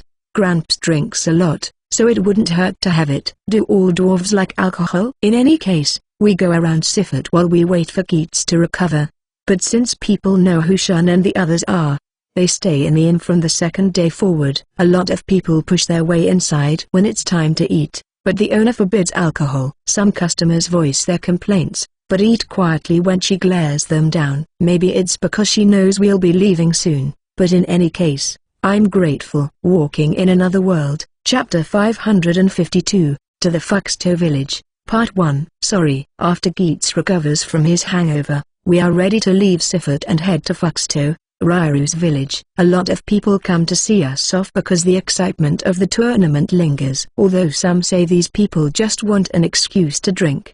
There's a vast grassy field west of Sifat where a nomadic tribe lives. The Fuxto village is deep in the forest after this field, so they typically just trade with nearby villages and don't have a lot of contact with the rest of the country. There are a lot of tribes and villages like these in Layth, but ever since End became king, they've been working towards slowly ending that system. They don't want to be forceful, and they maintain some distance if that's what the villagers want, but they want to make sure the villagers know they can count on the kingdom to help in times of need. Are you two all right? It's been 3 days since we left Sifat, and Shizune is worried about Elsa and Alto as always. We're fine, says Elsa, and Alto nods too. They're getting used to traveling, but they also leveled up when they went to the dungeon with us. Also, Siphon and the others are being considerate, and have been teaching them how to walk in a way that minimizes exhaustion. And we're being attentive to make sure Elsa and Alto don't push themselves too hard. Elsa in particular tends to want to be the one to prepare food every time unless we stop her. We have a good number of people who can cook,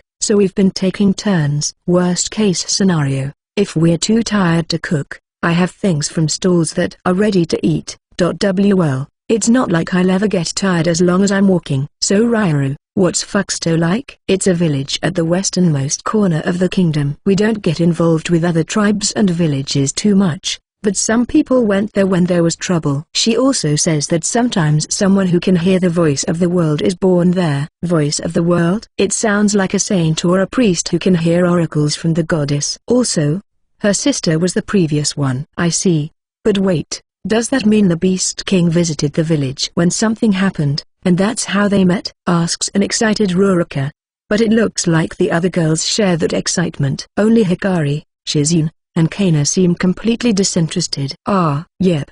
But King End wasn't really troubled. I heard he was one of the people there with the chief of his tribe. Heard? I was young when that happened. But I know it was love at first sight. According to Ryuru, her sister is a wise beautiful woman, and the type of person everyone looks up to, and a lot of people that visited their village wanted to marry her. Apparently that got to be annoying, so she said she wasn't interested in anyone weaker than her. We're beast people, so strength is a status symbol for us, and lots of people challenged her, but when the Beast King won, they became engaged. Apparently I'm not the only one to expect that to be it. But it's not correct. Apparently King End was weak when he first visited the village. My sister took him down in one hit. So he was once weak. It's hard to believe, but it doesn't look like she's lying. But his feelings for her sister were so strong, that he trained like crazy to become strong. He even left his village to go on a journey to train. Ryuru doesn't know where he went or what he did either, but 10 years passed until the next time he visited Fuxto. According to her sister, he trained his body to the point where he was unrecognizable. Their fight lasted 2 days, but in the end, the Beast King emerged victorious. Is that true? I want to yell, but no one except for the people summoned from my world seem particularly surprised. Mia and Elsa are too. Alto tends to not really react to things, so I don't know what he's thinking. Then, the chief of Fuxto at the time objected, but when End won the tournament and became king, he had to accept. But Ryuru also says that she heard from other villagers that half the reason why he ended up accepting was because her sister didn't like his attitude. Walking in Another World, Chapter 553, To the Fuxto Village, Part 2. It takes us a week of walking through the plain to reach the forest, but we meet a tribe along the way, and we spend the night with them. They welcome us guests, and take apart one of their livestock to treat us to dinner. Hikari in particular loves that meat. We thank them by giving them potions, and ask them if they want vegetables or tools, so I end up giving them kitchen knives and pots that I make with alchemy. There's something moody about this forest. It's dim, and the wind passing through makes the sound of leaves rustling echo. As far as I can see on map, there aren't any monsters or harmful beasts nearby. I enlarge it by infusing it with magic energy to confirm. and see that it's not like there are no monsters in this area. There aren't that many monsters round this forest to begin with, but the few monsters here are strong, so, well, it's not like we need to worry, says Rairu while looking at us. She's got a point. We have A-rank adventurers and everything. The only issue would be sneak attacks, but we have people with high enemy search abilities. Still, with Elsa and Alto here, we can't afford to be lax. But, Rairu, can we eat that? Hikari's in her own little world, pointing at trees with fruit and berries. Then again, she can tell if there are monsters nearby. She picks what Rairu says is edible, and gives it to Elsa and Alto too. The rest of us also try them, and pick more of the tastier ones. There are also a lot of mushrooms, so we pick those too. But we have to be careful because a lot are poisonous, although it's not a problem for me, because I have appraisal. Siphon says with an expectant expression that these mushrooms go well with alcohol if cooked in a pot, but Yuno pulls him back with a smile. Well, I'm sure they're still tasty when eaten normally. Are you too tired? I ask Elsa and Alto. It's been 10 days since we left Sifut. Rairu says it should take us 3 more to reach Fuxto, but Elsa and Alto are looking a little tired, so we stop for the day, and decide to spend the rest of the day here. We fought monsters yesterday, so that contributes to the mental exhaustion too. Since we've stopped, one thing we can do is take apart the monsters we hunted yesterday. But can we eat this? Yes. Haven't you eaten a spider monster before, Sora? Yes, we took down sword spiders, magic spiders, and cockatrices. Cockatrices have a breath attack that's trouble, but it doesn't work on me, and Chris can block it with wind magic, so we didn't have trouble with them. Argo and the others have experience fighting them too, so that party made quick work of them with coordinated attacks. Sword spiders and the magic spiders are more troubling, because they use their strings to move freely through the forest. Multiple monsters appeared at the same time too, and their coordination made things trickier. They can also use the strings to make traps and disturb our movements, so it's not as simple as I imagined. Geats, Hikari, and Rurika were the stars there. Geats blocked attacks with his shield, while Hikari and Rurika used their skills to take them down one at a time. The sword spiders and the magic spiders ran away when there were only a few left, and I watched them on map until they were out of its range. I think that danger has passed, but I'm making sure to check map just in case. No, never. I haven't fought many spider monsters to begin with, and I would have never thought to eat them anyway. Well, they're at least meaty enough that I might have ended up eating them if they were cooked and I didn't know what they were. Then, well, you don't have to eat it if you don't want to. Siphon definitely understands that me and Noto's party have a different food culture where we came from. Kt and Miharu look particularly relieved. We let Siphon and the others take apart the spiders, while we turn to the cockatrices. Once we're done draining their blood, we retrieve the poison glands, and follow Chris' instructions. Elsa joins us, while Alto joins the others. That's amazing, Alto. We start cooking right after we're done, but suffice to say, I pass on the spider meat. It definitely smells and looks tasty, but I'm not having it this time. Although seeing Hikari stuff her cheeks with it kind of makes me want to try it some other time. There's also the fact that I've eaten snake and frog in this world too. After lunch, we decide the girls will cook in the afternoon, and we will tend to our equipment. I store the cooked food, so we can have something ready to eat when we don't feel like cooking. Walking in Another World, Chapter 554, Fuxto Village,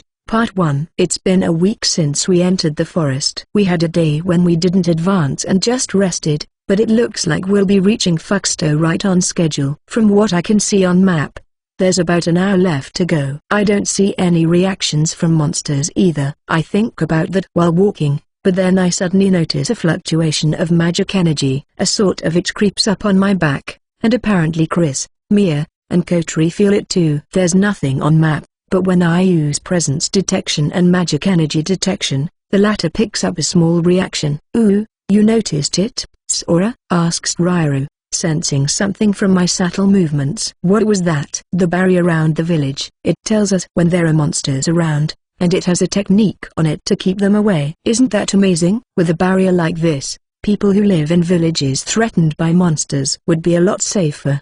I'm sure a lot of villages, or even towns, would love to know about it. It is, but it uses lots of magic items and stuff. And you need people to maintain it. So it's not a simple process. But if we knew how it works, wouldn't it be possible to produce those magic items? As I think that, I sense reactions coming from the village. We're walking slowly, but they're running this way. Dozens of people. I also feel like they're split into groups. Then they slow down when they get close, and one group approaches us slowly. Oh, it's you, Rairu. They let down their guard once they see her. It's been a while. I feel like it's been more than a while, says a fox beast person holding a spear, with an awkward smile. With the battle in Elysia's capital and the tournament shortly after, it was impossible for her to come home. Wait, no.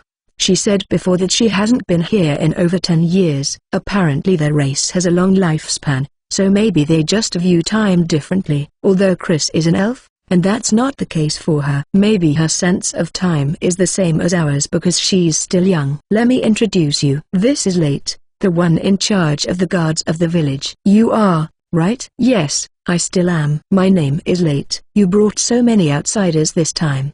The chief is going to make a racket again. You know, they're here to meet Gramps. I got permission from the Beast King and my sister too. Dark. Okay, but are you sure? We don't have a place for all these people to stay. Don't worry about that. Rairu already told us that before we came here, so I'm planning to use magic to build a house. I think there's enough space for that. Rairu didn't understand what I meant by that when I first told her, but she was surprised when I demonstrated it. We're led to the village by Late, and we hear that the barrier Rairu mentioned tells them how many people pass by it. They knew we weren't monsters too, but it doesn't tell them if we're bandits or other kinds of enemies, so that's why they were wary at first. Rairu, is Miss Nen with you? We're taken to the chief's house, where we see a beast person that's even smaller than Rairu, wearing glasses. My sister didn't come with us. So why are you here? Rairu hands over a letter, and the chief, Foth, trembles. Dark. You can try if you want, but I think Dark's too closed-minded to teach anything. I'm gonna be the one asking. And I need some empty land, and to drop off goods in storage. All right, I'll have Late take you there, is all Foth says before calling Late and disappearing to the back of the room. Are we unwanted guests? The chief is always like that. Still hasn't gotten over my sister leaving. And there's other stuff too. I feel like I shouldn't pry, so I don't. We stop by a storeroom first, where I drop the stuff Rairu asked me to buy. Late is surprised to see me pull all this stuff out of the item box. Thanks for the food. We've been running low recently. According to Late, it's been getting harder to find monsters in the forest, so they haven't been hunting as much. They don't just rely on monsters, and they process things to preserve them. But even that has been chipped away. Maybe that's why we didn't come across a lot of monsters on the way here either. But isn't there a lot of alcohol? It's an offering for Gramps. Late accepts that without looking surprised. Dark the blacksmith is a dwarf, and from the looks of things, they love alcohol in this world too. Walking in Another World, Chapter 555, Fuxto Village, Part 2. Next, we are taken to an empty area in the outskirts of the village. Late is here, along with guards who guided us around the village, and a few kids that seem curious about us outsiders. Late and the guards are still here because they heard about me building a house with earth magic. I look at the empty area, and start thinking. Normally I would go with the same kind of house as before, but we have over 20 people today, and I need to separate them between men and women. If we were just in the middle of the forest, I would have to make it so we can move out at a moment's notice. But we're in a village. I'll go with 2 houses with 2 floors. The trees around here are tall, so even if we're close, their branches won't bother us. I put my hands on the ground, release magic energy while picturing what I want to make, and the earth takes shape. Less than 5 minutes go by, but my magic energy is swiftly drained. It's a little hard, because they have to be big and I need to make the interior too. Making different rooms is tiring. This will be for the girls, and there's a space for cooking and eating too. The one for the guys will be simpler. People like Siphon and the others whose main occupation is adventure won't mind sleeping on the floor of a big room together, but I should make separate rooms for us otherworlders, Goblin's Grief, and Argo's Party. I drink a mana potion, and get to work right away, but it's not like we're in a hurry, so I take out sheets and stuff from the item box to start putting the furniture in order. Well, I say furniture, but it's just stuff for sleeping like the sheets and cooking utensils. You made a bath too? Argo is exasperated, but it's necessary. Chris and the others were asking what kind of bath I would make too, so I went with one heated by firewood. Once I recover my MP, I tackle the men's house. This one's going to be simpler, with just a bath and places to sleep. I'm purposely leaving out a place to eat so Argo's party and Siphon don't drink, or rather, so they don't have one of those banquets. I feel like Argo's party loves alcohol. Siphon does too, but that's a habit he gained from going to bars to gather information. I don't mind if they drink in their rooms, but if it starts to smell, it's up to them to ventilate them. I made windows this time. Are houses in towns built like that too? Of course not. That's not normal. I hear Iris say to someone as I finish the house. People around them are nodding, but let's not mind that. What's important is to be comfortable. If they got used to it, could they do it too with some training? I can do this because of my skills.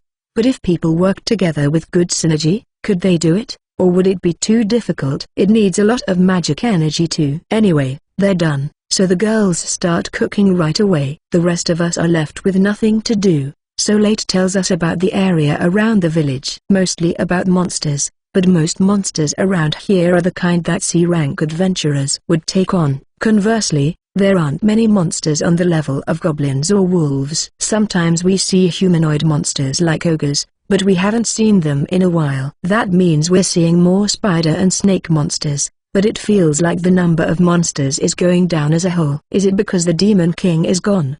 No, Miss Nell said the timeline doesn't add up. Miss Nell? I ask without thinking after hearing a name I don't recognize, and Ryru responds instead of Late. Nell took over as Maiko after my sister. That's right, you two were friends, right? Of course. That's why I'm looking forward to seeing her again. My sister asked me to see how she's doing too. Late squints as Ryra speaks. Then you can take care of the business with Dark tomorrow. Go say hello to people in the village today, he says while taking the kids with him. I don't know when they became friends with Hikari, but I see a lot of them waving to her. I played a bit, she says with a satisfied nod. We finish eating just as it gets dark. Chris prepares the bath, and we're sent to our rooms like we're being shooed away. I also prepare the bath, along with a sorcerer of Argo's party. We all take turns taking a bath, and go to our rooms to sleep.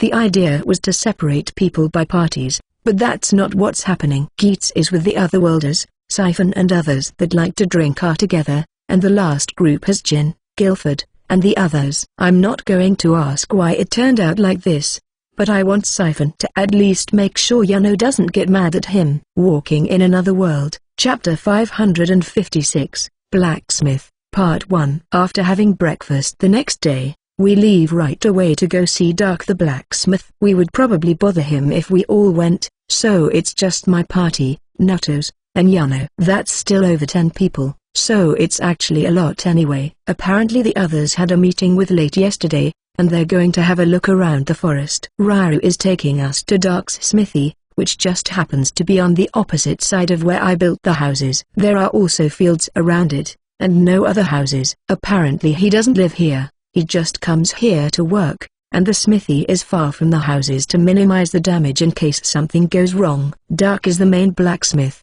but he has a few pupils. There are dwarves among them, but they came here specifically just to be Ark's pupils. Apparently he demands a certain level of skills and knowledge from anyone who wishes to be his pupil, and that standard is pretty tough. But that's the standard he sets for people to create their own smithy. Conversely, he doesn't really demand that standard from people of Fuxto. Ryru. It's been a while. It's the first thing he says when he sees us. His stern face changes, and his cheeks loosen. I feel like I've seen that face. It's the face I saw when we used to go to see my mother's parents. I heard about it from Late, and I read the Beast King's letter. But do you know my policy? Yep, but can you be a bit flexible? Says Ryru while looking up with her eyes moist, and Dark wavers. Why, you can look around, and you can ask my pupils what you want, he says, as he moves deeper into the smithy with heavy footsteps. No good. Ryru wanted Dark to teach the basics, but just getting to stay here and listen is big. I mean, even if they're called pupils, they're pretty good apparently. I can't be too greedy, and besides, I have something to test. New, Blacksmith LV1. I learned this new skill last night. Like the cooking skill, this one gives me advice about smithing. What I want to do right now is do some smithing of my own, but I'll start by watching the others work. Dark said I can ask what I want, but everyone's busily moving around, so I have no time to say anything. I don't want to get in the way of their work either. One thing I learned by watching them work is that the blacksmith skill has an effect even when I'm just watching. They don't explain anything before they start forging swords, but they do tell me what it is they're doing. That said, they work so fast and without wasted movements, that I have trouble understanding all the information entering my head. I would have blown a fuse without parallel thinking. It's tough even with it. But since Rairu is here, Dark stops here and there to ask his pupils what they're doing. He says he's making sure they understand what he thought. But I'm sure it's for my sake. Try hammering by yourselves next. Dark finishes one sword, and tells his pupils to work on their own. He's tough on the dwarves, but a little different on people from the village. He's still tough, but when they don't understand something, he explains it without yelling. The dwarves look a little jealous. It's the same as always, says Rairu, sounding nostalgic. The dwarves keep working, but the people from the village step outside to take a break. I think it's tough to even stand in this heat if you're not used to it. Elsa and Alto have already gone outside. In the end, the ones who stay are me, Sarah, Chris, Kotori, and Shun. I didn't expect you to stick around. You've got guts. Dark praises us a little. It's not like everyone left because they couldn't handle it. They had reasons that we don't need to get into. But then I look at my skill. Just by watching them, it's gone up to level 3. So that's why I felt I was understanding things better as they went along. I can't hammer out a sword as smoothly as them, but when I think about making a sword, ideas pop into my mind about how to do it. I can tell that if I follow this procedure, it will work. Then again, making a sword and making something that could be sold are two different things. Still, I want to give it a shot. It was like this with skills like cooking and sword master too, so I know from experience that the best way to get a feel for it is to actually do it. Walking in Another World, Chapter 557, Blacksmith, Part 2. You want to forge a sword? Well, it's more like I want to experience smithing. Then how about you give it a try? I thought he'd say no, so I'm surprised. Hein. He calls a dwarf. Teach this guy how to smith. Teaching is a good way to learn too. Hein is taken aback at first, but bows deeply when he hears the last part. I want to learn too, says Shun. You too? Yes, I want to be better at maintaining weapons. The one I use typically doesn't need it, but I still want to learn. Dark is interested in Shun's weapon, so he shows it to him. Mew. This is forged from Dragon Fang. According to Shun, it was made from materials gathered from the dragon at the end of the dungeon infers. I see. It's weak, but it has a regeneration ability. I guess this wouldn't need servicing. I'm still interested, or rather, I want to be able to do more things. So if I could experience more. So that's what's on his mind. Fine. The letter said you wanted a strong weapon, says Dark while moving his eyes towards me. I think it'd be best if it was something I made. And if I know about smithing, I can add to my weapon and make something stronger. That's what I had in mind. One of the advantages of making weapons with alchemy is that I can easily redo them. And it doesn't take long. Compared to smithing at least. I might be able to reforge weapons, but I feel like that takes a lot of effort. What kind of weapon are you using? A normal mithril sword. I unsheath it, and hand it to Dark.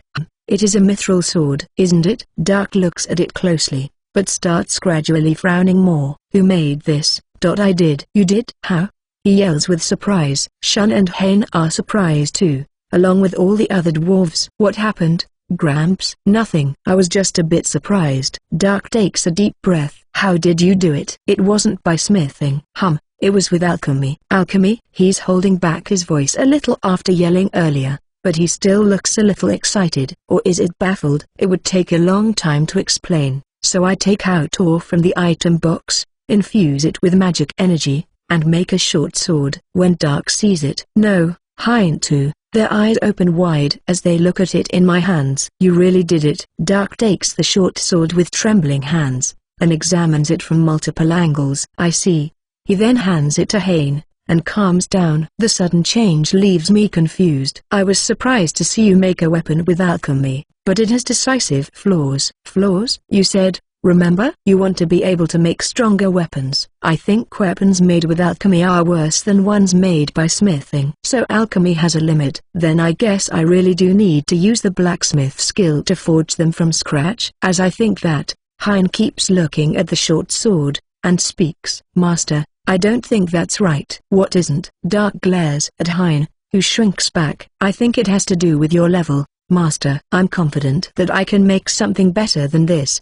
But compared to an average blacksmith, this easily passes. Dark then laughs loudly. I see, you got a point. So you can make this sort of thing with alchemy. Ah, I have never heard of it, Master. And I have a few friends who can use alchemy. I feel their eyes on me, and Shun's too. Yes, I think my alchemy is different from regular alchemy. Chris and the others said so too. But it's difficult to explain. After all, it's already done. Would he accept it if I said it's a trait of people summoned from another world? The fact that I'm from another world isn't really a secret at this point, but that might be the most effective way. Walking in Another World, Chapter 558, Blacksmith, Part 3. A wanderer. I've heard rumors of people like you. Dark accepts it when I say I'm from another world. Apparently he heard rumors that people from another world have rare skills. Then Hein agrees to teach us. So we spend the day learning about the tools, and the basics of smithing. We'll continue tomorrow. See you in the morning. Shun is tired when we go back. I haven't stuffed so much in my head in a while. I am tired. Are you doing okay, Sora? I can understand things through my skill, so I don't really need to remember them. He calls me crafty when I tell him that. But what am I supposed to do? Are you going to the smithy again? Asks Mia as we finish having breakfast. That's the idea. What about you? We're going to see someone Ryuru knows. According to Mia, it's the Miko that succeeded Ryuru's sister. I'm kind of curious about what she's like, but I want to prioritize smithing for now. I can just visit her once while I'm in the village. But what are those packaged lunches for? Siphon and the others asked us to do it because they're going out with Late. I feel like Keats mentioned that last night too. Late said the forest has been strange lately, and since they're going on an expedition, the others are going with them. Not just people like Siphon, but Rurika and the others too. That means only I, Shun, Mia, Chris, and Shizu are staying in the village. I'm surprised that Kt, Miharu, and Kotri are going, but I guess it's because Noto is also going. Shun also considered going, but decided to focus on smiting too. I heard him saying numerous times to look after Miharu. Well, Siphon and the others will be the two, so it will be fine. I say to the worried Shun as we head to the smithy. I would have been worried too if this happened a while ago, but I've come to know how reliable they are, so I'm not. Argo is also very experienced, so he'll know if things get too dangerous and they have to come back. During the morning, Shun is warned by Hein a few times because his mind isn't fully here. At some point he slaps his cheeks to pull himself together, and his concentration becomes incredible. Even Hein is surprised by how Shun understands everything he says, and follows procedures without a single mistake.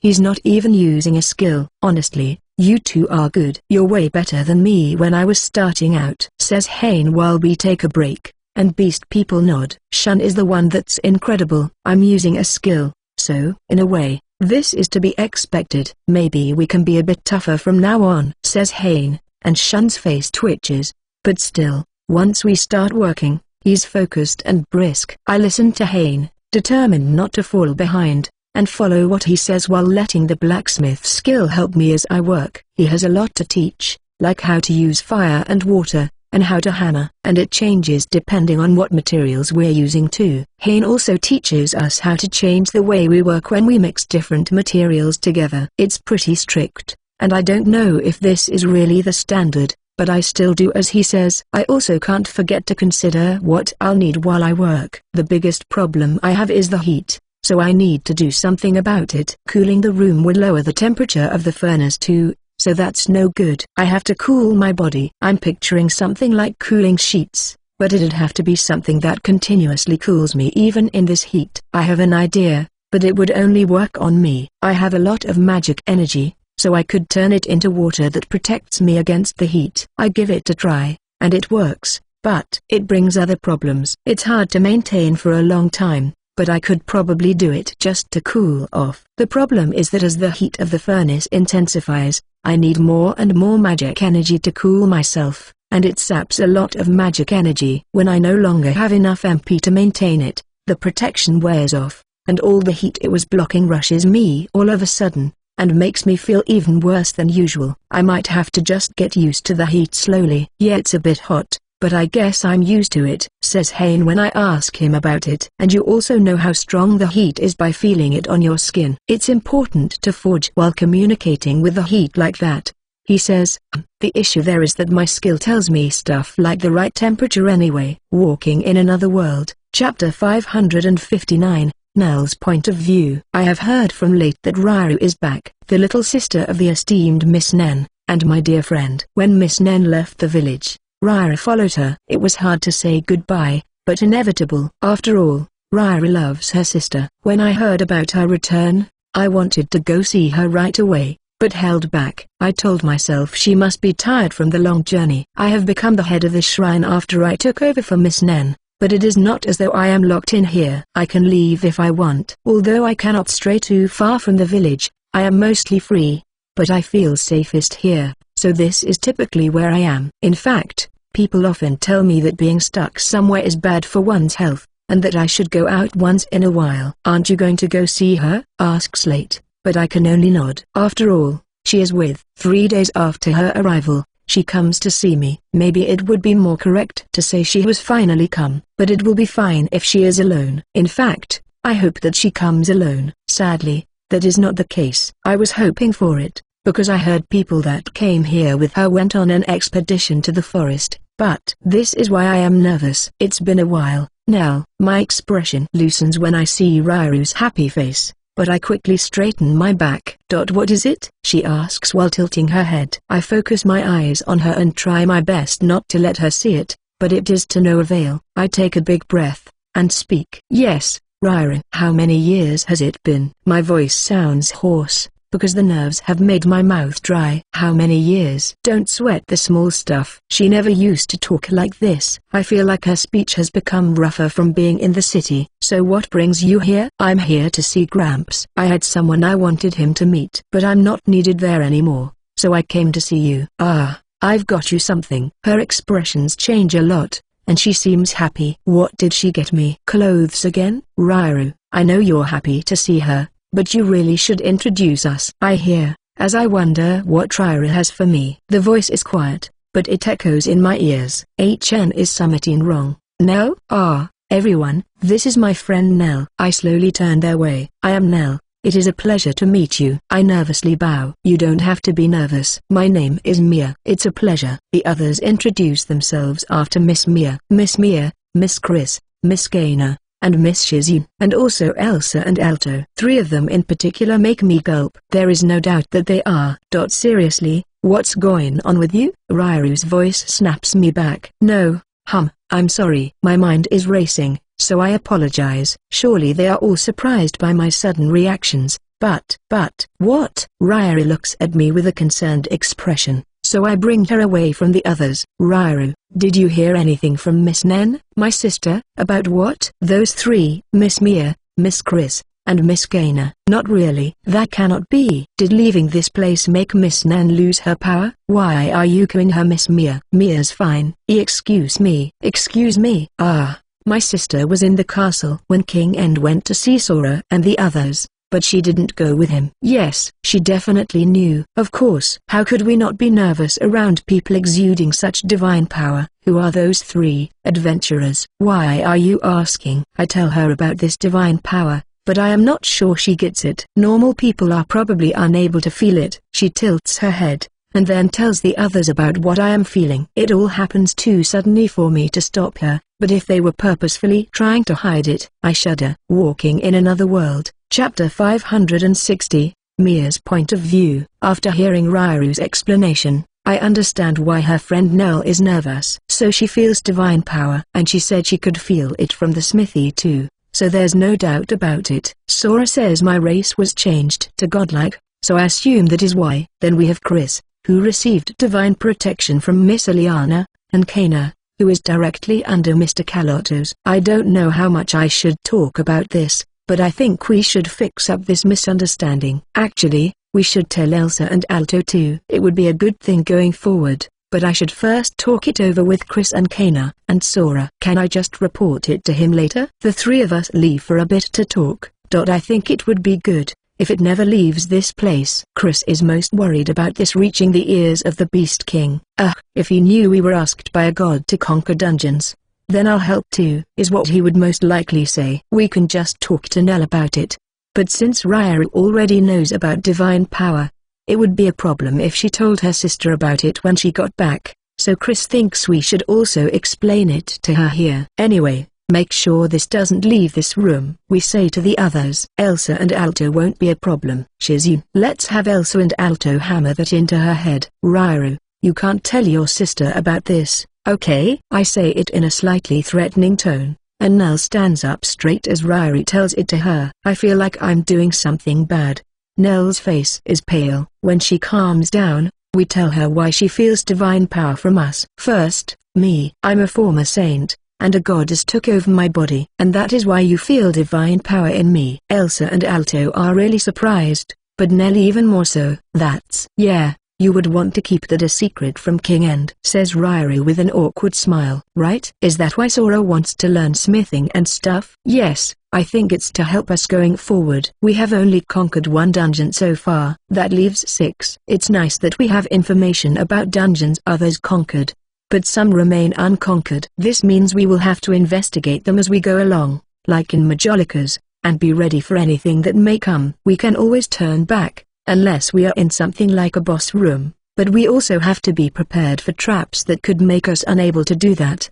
But Nell, you can feel divine power. But can you hear God's voice? I also heard the goddess voice through oracles. I can, but she seems troubled. I know about that. My sister told me. They're whispers you don't really understand, right? Nell nods. It happens once every few years, but it's things like I'm hungry, or I wanna hit something. If it's a male voice, that rules out the goddess or Miss Ileana. In fact, it sounds like someone talking in his sleep. That is most likely Mr. Stier. I heard about him from Mr. Calotos, says Gaina. If it's the dog god Stier, that does make some sense. At this point, Nell has calmed down quite a bit. There is some nervousness left, but nothing compared to how she was at first. Then I take out of my item bag what Rairu asked us to buy in the city. They are sweets that Sora handed to me this morning. Fufu. It's tasty stuff bought in the city. I'm sure you'll like them. Nell's eyes are shining, but she quickly straightens her posture. I cannot possibly accept it all for myself, she says. But Rairu saw that coming. It's fine, we got enough for the whole village. Rairu turns to me. Yes, Rairu asked us to, so we brought enough for everyone. I say, and Nell finally reaches towards the sweets. Once she takes a bite, she opens her eyes wide, but immediately continues eating. Looks like she likes them. I understand her reaction, but she feels embarrassed about us watching her, so her face turns red. There is still a lot, so let's take our time eating. You too, Elsa and Alto. Once we start eating, Nell joins us. And now that her nervousness is completely gone, she starts talking about the village, Rairu about the city, and we talk about our travels. Walking in Another World, Chapter 561. Siphon's Point of View, Part 1. Hey, what's wrong Siphon? I was just thinking that you never know what turns life will take. That's true. We met in Elysia, took part in the Beast Kingdom's tournament, and now we're out in a remote area like this. Argo smiles awkwardly. It really is like that. When we're around Sora's party, there's not a moment to rest. Jin and the others used to think about striking it rich in a dungeon and taking it easy, but they're still adventuring. Are you ready, Siphon? Yes. It's okay. We're just maintaining equipment anyway. Sora and the others are off learning real smithing, and since that leaves us with nothing to do, Late and the others invited us to go investigate the forest. There's us Goblin's Grief, Argo's party, and also people from Notos and Rurika's. The problem's food. We're going deep into the forest for a few days, so we're going to have to camp. We'll have to cook while we're out. But I'm worried because good cooks like Sora aren't coming. Sora's storage magic really is just too good. It can preserve anything like it was when he stored it. Our magic bags can preserve things too to some extent, but there are problems like capacity. Well, it'll be fine. Rurika says she can cook too, and Yano's been learning, right? Argo's right, it's not like none of us can cook. Well, I can't, and apparently Argo's party is all terrible at it too. Reserved food would have been fine before we met Sora's party, but now it just doesn't seem like enough. We'll cross that bridge when we get there. There's no point in racking our brains now. But Sora did tell us not to let Hikari cook on her own. I remember Fred telling me something that happened in a dungeon too. Turns out I was worried for nothing when it comes to food. I've been traveling with Chris, so I know how to cook too, you know, says Rurika while puffing her cheeks. I was just complimenting you. And Hikari is really good at roasting meat. She knows just how to roast it to perfection. Leave the meat to me, she says proudly when I tell her how good she is. Considering how good this is, that sounds like a good idea. Let's camp here today, says Late when the sun is going down. We've been in the forest for 2 days, but we haven't fought a single monster, or seen one for that matter. Augur tells me there's not even any sign of them. The ones who can't cook go set up tents and traps. I say traps, but they're the types that just warn us if there are monsters nearby. Also, I don't know if this will work, but I set up ropes between trees. This is to buy us time before they get close. It's hot in the forest during the day, but cold at night, so if we're in the tents and we're attacked, it will take us a bit of time to get out and be ready. We have people keeping watch, but we have to be ready for anything. There's always a high risk of someone losing their life when we're attacked by monsters or other threats. And when we're done setting things up, we eat. Hikari's roasted meat is the most popular item on the menu, especially among beast people like Late. As I look at them, I think about how the picture I had in my mind about beast people has changed a lot since I came to the Beast Kingdom. The beast people adventurers I met in Eldo, Friar, and Elysia were mostly people who relied on their natural physical abilities, and didn't have much in the way of skill. But I saw a lot of skilled people in the tournament, and met a lot too. Of course, there are still people that just go with brute strength, but they're the ones who got out of the tournament first. I have some soup, and see Rurika chatting with Sarah. When I first met Sarah, I never thought I'd see so many beast people with different fighting styles. Apparently she was made to fight in the dark forest as a combat slave, and fought desperately to survive, so her fighting style evolved to one where she did whatever it took to kill. But the second time I met her, it had changed into something more refined, rather than just choosing overwhelming power.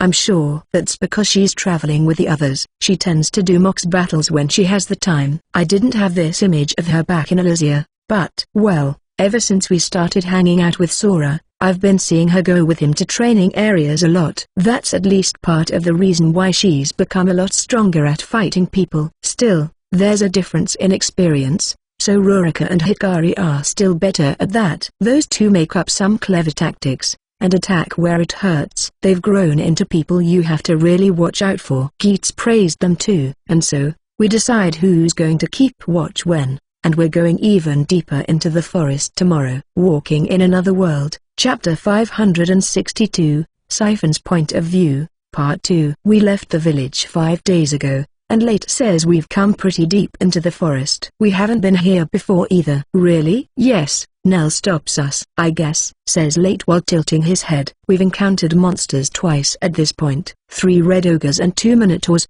But there was something odd about them. They were wounded like they fought something and ran away. After talking it over, we decided we should keep going and check what happened. If things get bad, we will buy enough time for Argo and the others to escape, says Late, and the other beast people nod. They all have a strong sense of responsibility. In fact, at first they threw around the idea that only they should go. I guess it would have been best to do as they said and leave, but I'd have a bad taste in my mouth if something did happen. Worst case scenario, Noto's and Rurika's parties should be the ones to escape. Guilford and Augur are good scouts, so they lead the way as we advance, but I feel like there's something increasingly suffocating as we move on. All I hear is the sound of the wind rustling the branches and leaves, very loudly. I get it, there's danger ahead. Still, we keep going. No one says we should turn back. It's almost like something is drawing us closer. Let's take a break, says Late with a big exhale. Do you feel it? Yes, I say to Argo. My throat is dry, so I drink some water. Late looks like he's indecisive,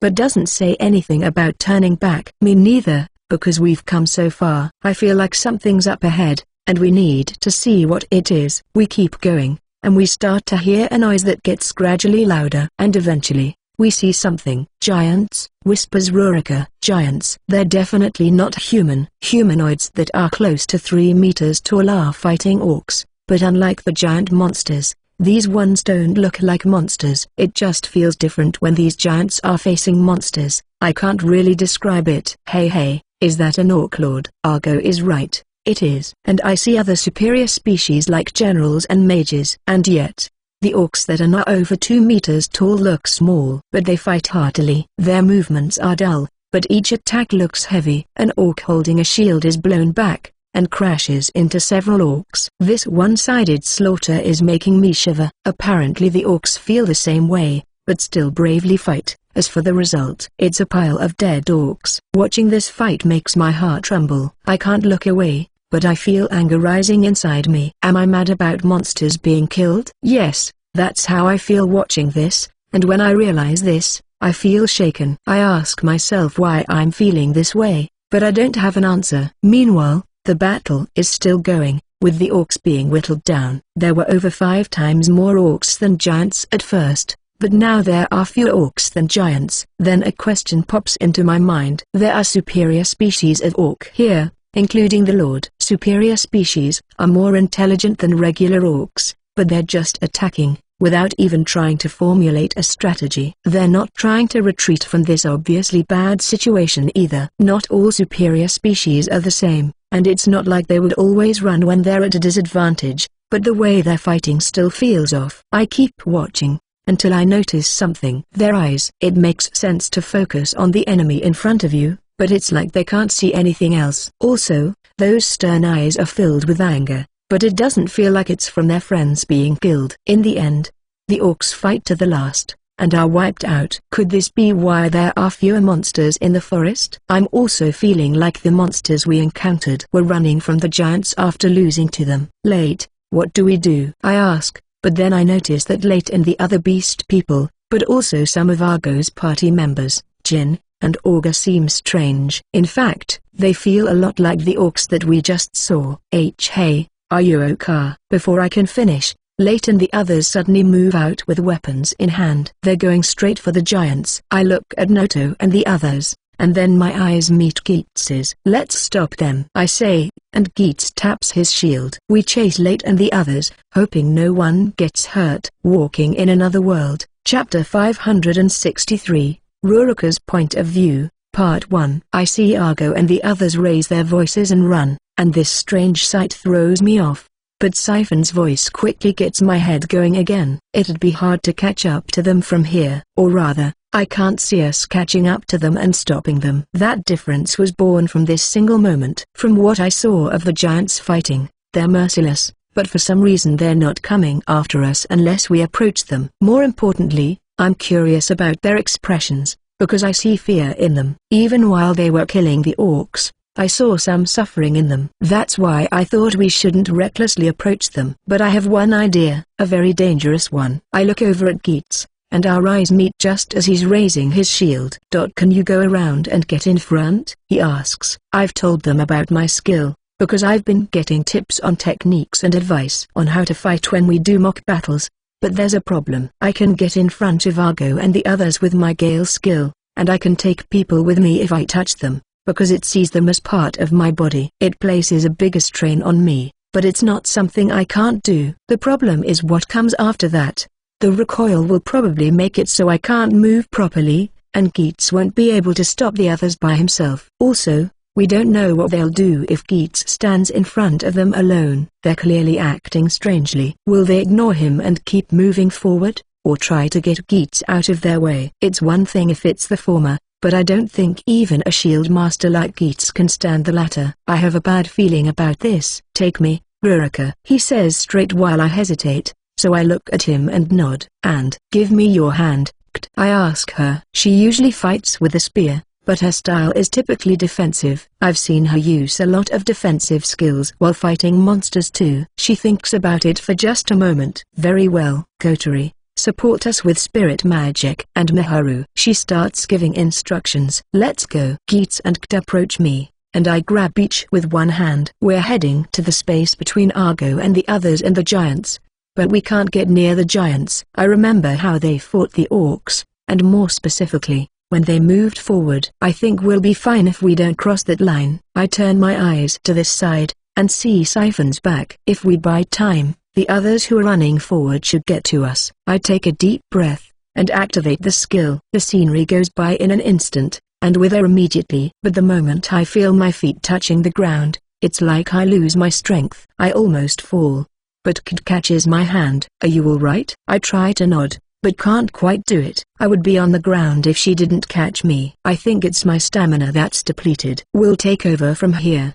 Cast support magic and look after Uraka, says Keats while holding up his shield, and using multiple skills. He uses Provoke to draw the attention of Argo and the others, and Aura Shield to protect an area. He's also using other skills I don't know, but my head isn't working too well. I slowly kneel, take a stamina potion out of my item pouch, and drink it. It soothes this languid feeling a little, but it's still no good. I try to clench my fists, but I can't really put strength into it. I'm not going to be able to hold the sword either. And as I check how my body's doing, I hear metallic sounds. When I look up, I see Keats block an attack from Argo. Then Late comes from the side to attack Keats too. He twists his body to dodge it, and quickly moves his shield to repel another attack. There are other dangerous moments, but Kt moves to support him at just the right time. He throws his shield.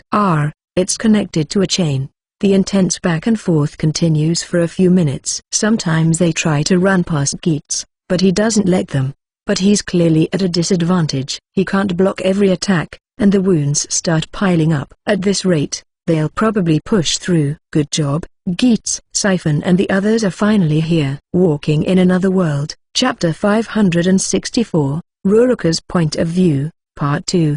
The situation changes a lot when Siphon and the others reach us. The weapons they're holding are the dull ones they use for mock battles, but they still hurt. In fact, if someone gets hit in a bad spot, they could die, especially with the metal ones they're holding now. People who are hit faint with pain and leave the fight, but that's better than the alternative. The one who causes the most damage is Hikari. She unleashes projectile slashes while getting closer, and then uses her dagger that has the paralyzing effect. The problem is how she slashes. She's making it so they aren't cut when she hits them, but I still hear a dull sound when they're hit. Also, I think she's aiming for vital areas, and it looks like the people hit by her are in more pain than the others. When all their enemies? Anyway, when they're all down, she makes sure to hit everyone with her dagger, and she stabs them if the paralysis isn't working on them too well. She's thorough and merciless. Siphon and the others' faces twitch when they see that, but Hikari gives everyone a satisfied nod when she's done. Well, considering what we're dealing with,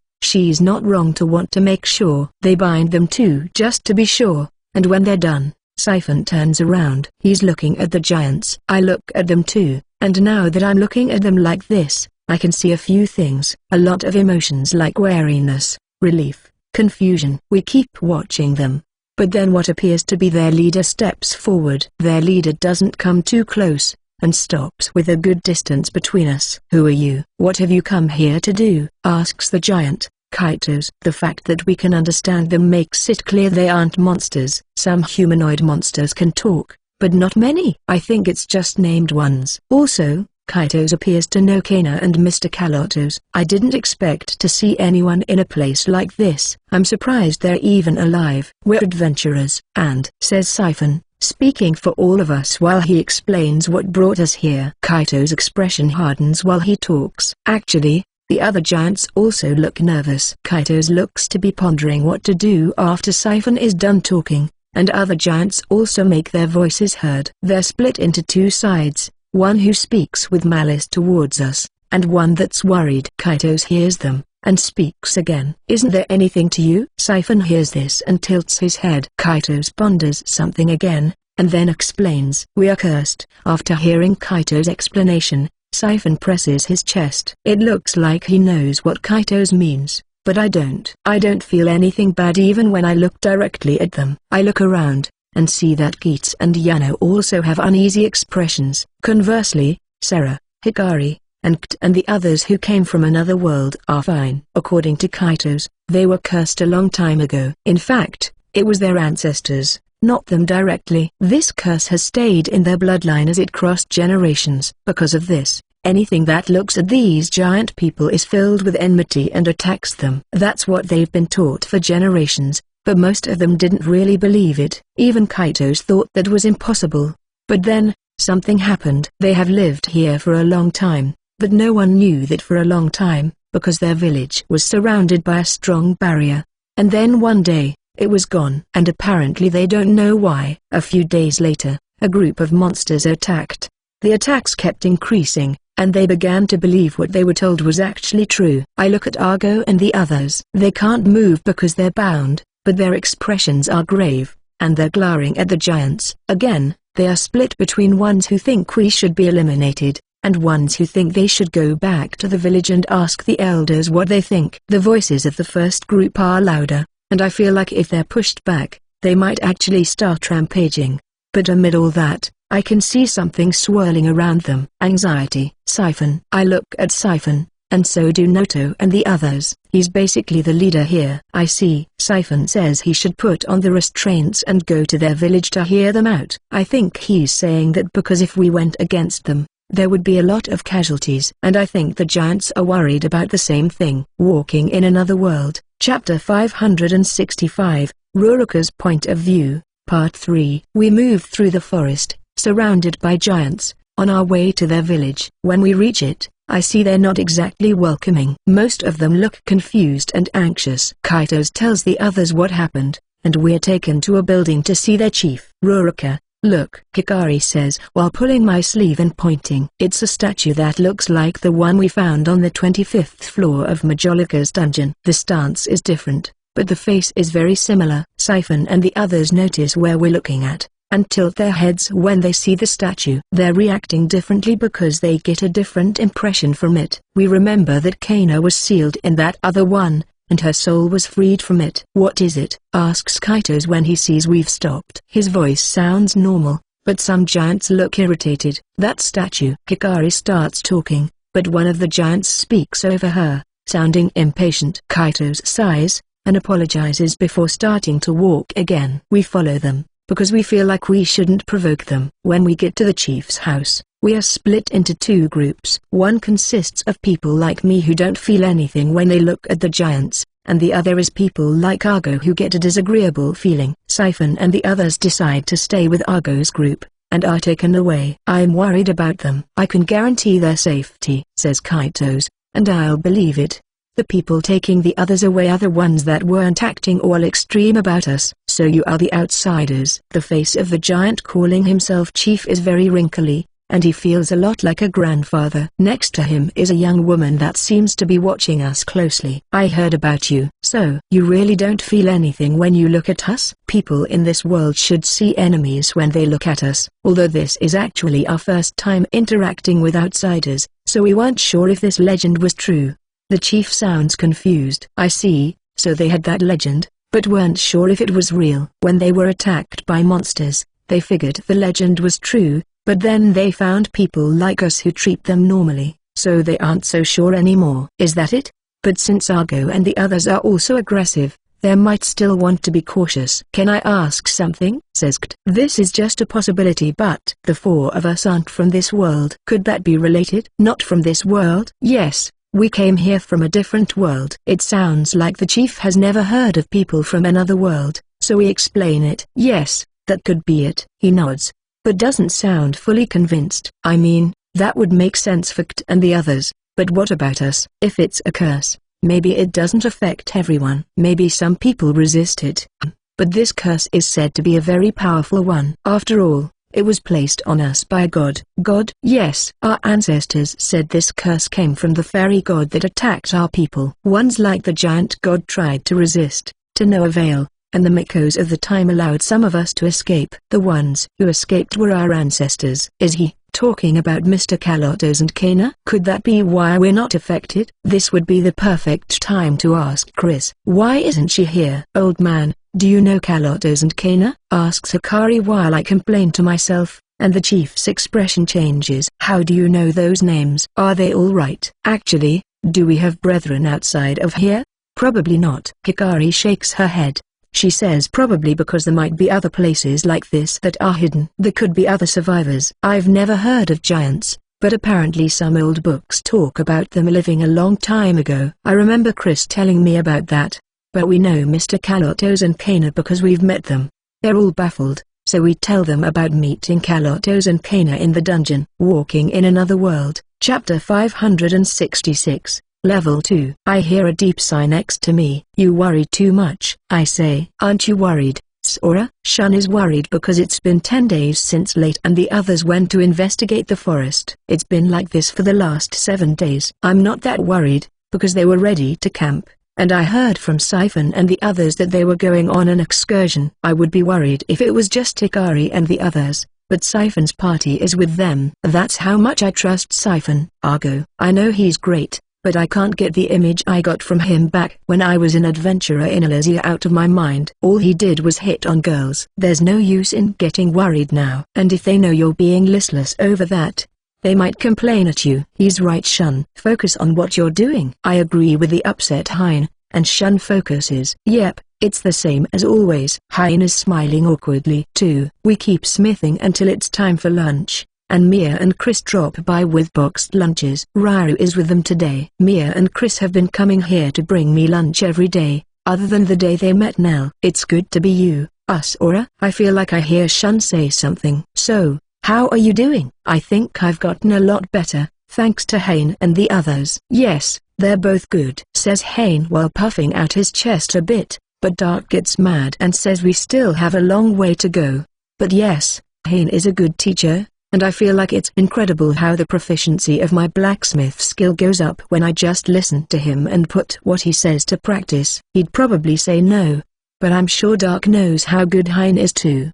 I'm sure he can tell how much Hein has grown by watching him teach two complete amateurs like us. Well, at least that's what I think. Let's get the afternoon work started. Our lunch break is over, so Mia and the others leave. Apparently people from the village have been teaching them cooking, and they've also been teaching the villagers their own cooking techniques and dishes. When I'm focused on working, I feel like time flies. And then the moment I swing the hammer one last time and finish up, the exhaustion hits me all at once. I recover quickly if I rest, thanks to natural recovery boost, but in the meantime, it's hard to even stand. Potions won't help with that, so all I can really do is wait. It's different if I walk, but I want to be a bit conscientious. This place isn't that big, so if I walk around, I'm bound to bother people. I can't really make something I'm happy with, complains Shun. I think he's a lot better compared to when he started, but he's not satisfied. Hein is also impressed,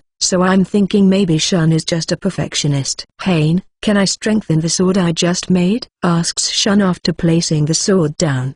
But Hein looks confused. What are you talking about? Asks Dark as he walks over to us. So Shun asks again. Strengthen a sword that's done. Nah. By the time you're hammering it, you already have ore and magic stones mixed up. Even if you try to redo it, you're not going to get anything better. If anything, it'll be worse. Really? I guess it's not like in games? He whispers. Games? What's that? Asks Dark, who heard Shun. Shun looks like he messed up for a moment, but then gives up and talks about our old world. That's not possible. I've never even heard of such a thing. Strengthening a weapon like that is no good, but you can make it stronger. Is that true, Master? Yes, but I've only seen it once in my long life, says Dark while looking at us in turn. When was it? It was before I came to this village. An adventurer came into town when I was working as a blacksmith, and asked to tend to his weapons and equipment. And like young Shun here said, that weapon had a level on it. Dark has the appraisal skill, and when he used it to see the condition of the sword, he saw there was a level next to its name. I think it was Fire Dragon Sword Level 2. It was his first time seeing that, so he figured that was probably just part of his name. But after hearing Shun's explanation, he's now wondering if that adventurer strengthened his sword. Also, that wasn't the first Fire Dragon Sword he saw, but that one was much better than others of the same type. At the time, I thought the blacksmith that made it must have been really good. Walking in Another World, Chapter 567, Mithril Sword Level 2. Hearing that makes me think about Layla's Mithril Sword. That one also had the Level 2, if I remember correctly. I think I've seen that before. I whisper, and feel someone grabbing me by the collar. Is it really possible? I try to get away from Dark, but he's holding on to me. It's only when Hein gets in the middle that he lets go.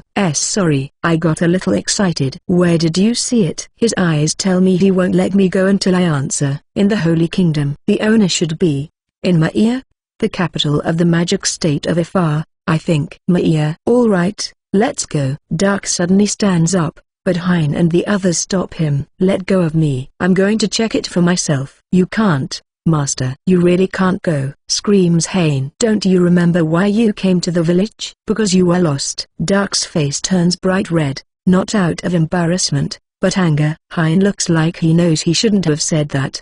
But just as I'm thinking it's going to rain blood, nothing happens. And it's because his beast people pupils are looking at him with their round eyes. Dark clenches his fists, relaxes them, and sits down with a thud and a big sigh. Okay, can you borrow it? He asks, not giving up yet, but not fully into it anymore either. The magic state borders the Beast Kingdom, but Maia is far. It's not the same as going there and asking her to show me her sword either. She might lend it to me if I ask, but still. Also, Dark and the others don't know about my transfer skill. But who knows if I can see Layla right away anyway. I might be able to borrow it, but if you just want to have a look, you might be able to do that right now. Dark raises his head, and looks at Hein and the others like he's asking them what I'm on about. I can't bring the actual word, but I have the replication skill. I can use it to produce that mithril sword here for a short amount of time. It works on anything I've held, but it won't last long,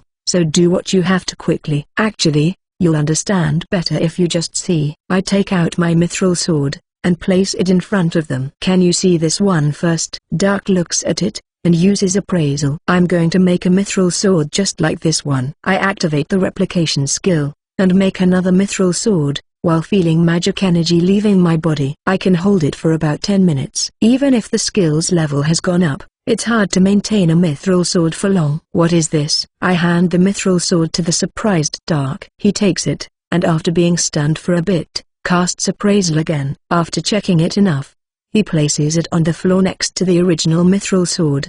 They look exactly the same, but after 10 minutes pass, one disappears. I can create a sword I once saw through the same technique, but it will be here for an even shorter amount of time. Dark nods, and I wait a bit before replicating again. I'm not teasing him or anything, I just want to replenish my MP until it's full. Here it goes. Once it's full, I activate replication again to create a copy of Layla's sword. I held it that time when we took out an Orc Lord. Like before, my magic energy is drained, but it's more than before. Is it really because it's level 2? And what appears in my hand is without a doubt Layla's sword. Appraisal doesn't lie. That's it. Just as I'm done checking it with appraisal, Dark takes it from my hands. He's really excited. I can't even tell him that that's dangerous. Ooh. Dark opens his eyes wide. It's true. I never thought I would see a weapon like this again. He has tears in his eyes, and then the sword disappears from his hands. Walking in another world. Chapter 568, How do I get to level 2? Dark lets out a big sigh when the sword disappears from his hands. Hey Sora, was this sword level 2 the first time you saw it? I'm pretty sure it was a regular mithril sword at first. It didn't have a level. Really? Yes. I didn't see a level when I first chose appraisal. No doubt about it. I'm pretty sure it happened after we took down that Orc Lord. So did something happen at that time? I start to think back to when we defeated those orcs, and try to give Dark as detailed of an account as possible. The dwarves are surprised, but the beast people not so much. I think it's down to a difference in their knowledge, and the dwarves knowing how threatening Orc Lords are. You defeated a lord, but that wouldn't do it. Dark tilts his head. But I can't think of anything else. It would be one thing if the weapon raised its level on its own, but Master, couldn't it be that killing a lord triggered it? Or was it the magic energy? Did it change because it flowed through it? Asks Hein, and Dark shakes his head. The first question is whether taking down a lord changed the weapon.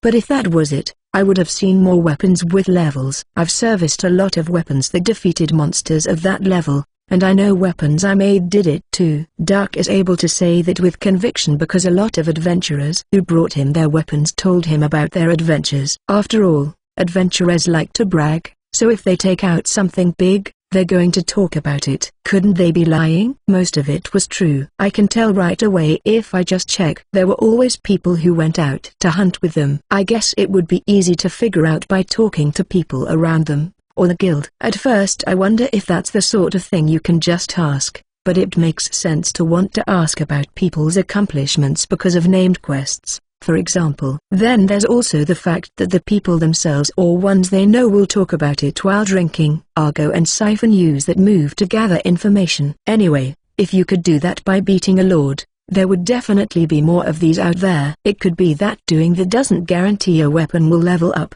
but might do it. But I still think there would be more of them. I think it's rarer to make magic energy flow through a weapon while fighting like that. He then adds that it's not like he's seen every weapon that exists. But he has a point. If beating an orc leveled up people's weapons, surely there would be more of those weapons around. There are plenty of chances to fight lords in dungeons. In Majolica's, you just have to go to a boss room. But magic energy, that should be rarer. But if that was the case, wouldn't all of the mithril weapons in our party be level 2? Or could it be that it doesn't happen to weapons made with alchemy? I start thinking back again. The orc lord named Lloyd was strong. Now that I can look at it with a cool head, I could have very well have died there. HN, Lloyd? What? Dark asks right away, sensing that I've thought of something. I just remember that the orc lord we beat had a name. A named monster? Dark is surprised, and I nod. Yes. That orc lord had a name. I saw it on appraisal. I see, a named monster? Maybe that's the condition. The beast people here don't know what we're talking about, so Dark tells them what a named monster is. He makes a special point of mentioning that they should run if they ever come across a monster that can talk. That would make sense. Or maybe it has to be a named lord class monster, and maybe it has to be the weapon that deals the finishing blow. That would narrow it down a lot. Dark also says it might have to be a good weapon. But I don't think just any regular weapon would damage a lord. In fact, I don't think people with iron swords would face one anyway. Alright, let's keep going then. Dark is satisfied with that, and raring to go. We nod, and we're about to get going, but then Mia shows up out of breath. Sora, Hikari. She tells me that Hikari returned to the village by herself. Walking in Another World, Chapter 569. Checking the current status. Hikari came back by herself? What about the others? I don't know. When she saw us she collapsed. Well, fell asleep. She wasn't wounded, so I think she's fine. Mia says she cast heal and recovery anyway. We're ending it here. Sora and Shun, go back, says Dark, and we return to the house I made in the village. Shun is really upset. I was too, but looking at him cooled my head. Still, we go back faster than usual. When we get to the house, I see Rairu and Fuzz. Rairu is walking around restlessly, but Fuzz is sitting still with his eyes closed. Chris, how is Hikari? Still sleeping. I cast appraisal on her,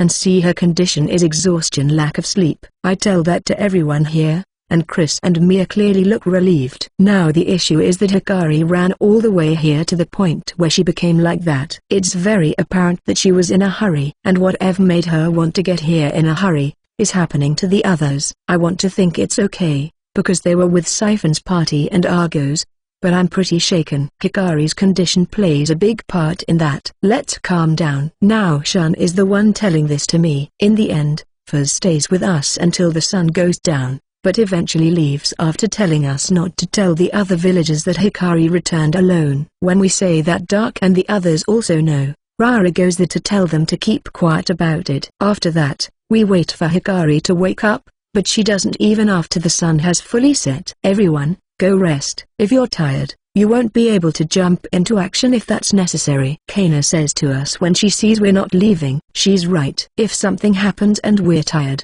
we're going to be slow to react. I don't get tired when I'm walking, but I have to run when the time calls for it too, so that does make me tired. I should also rest for a bit. Kana is a Gillen, so she doesn't get tired, and she can stay here and watch over Hikari. We ask her to do that, and all go rest. Sora, Please wake up. I hear as I feel my body being shaken. When I open my eyes, I see Kana's face. Kana? Yes. Hikari is awake, and she looks troubled. What happened? I wonder that as I get up and go to Hikari. Master, I'm hungry, she says while rubbing her belly, and I'm relieved to see the same old Hikari. I take food out of the item box, and Hikari eats quickly. Food just disappears in front of her. Should I call Mia and Chris? Asks Kana, but I shake my head. It's still dark outside, so we should let them rest. Also, we're going to decide what to do based on what Hikari says, so I want to hear her out first. That would mean she would have to explain it twice.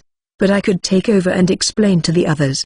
But just as I'm thinking that, Mia and Chris arrive. You could have told us Hikari was awake. Yes, we were worried too, you know, they say, but Hikari keeps eating. Chris and Mia smile awkwardly, but are also relieved to see Hikari acting normally. So Hikari, can you tell us what happened? We ask, when it looks like she's satisfied. Everyone's okay, but hostage. According to her, Rurika and the others are in a village of giants. Apparently they're survivors of a battle against the fairy god, who were cursed. Hikari was let go because she knows about Kalotos and Kana. In particular, because they want her to bring Kana to them. Apparently they're keeping the others hostage so we don't tell people who aren't involved, people other than us, about the village. In a way, it's to protect people who would go to the village. They were protected by a barrier and knew about the curse, but didn't think it would be so powerful. But now that they know how strong the curse is, they want to keep damage to a minimum. They might be calling Kana to set up the barrier again, but she doesn't have the power of a Miko right now. I think we should talk to Mr. Kalotos. I think he will be happy to know some giants survived, but he might also have a plan. All right, then Kana and I will go see him. Mia and Chris, make preparations for us to travel, and explain things to Rairu and Shun. And if Rairu wants to come along, tell her no. From what I can gather, Rairu will probably attack the giants if she sees them. It would take a lot of effort to stop her if she did. On the other hand, otherworlders like Shun don't seem to be affected, and since Hikari, Rurika, and Sarah were fine, I assume Mia and Chris will be too. And since we're talking about a curse, we might need Mia's power. I make a transfer magic item, and head to Altair with Kana. Walking in Another World, Chapter 570. Accompanying. After using transfer to get to Altair,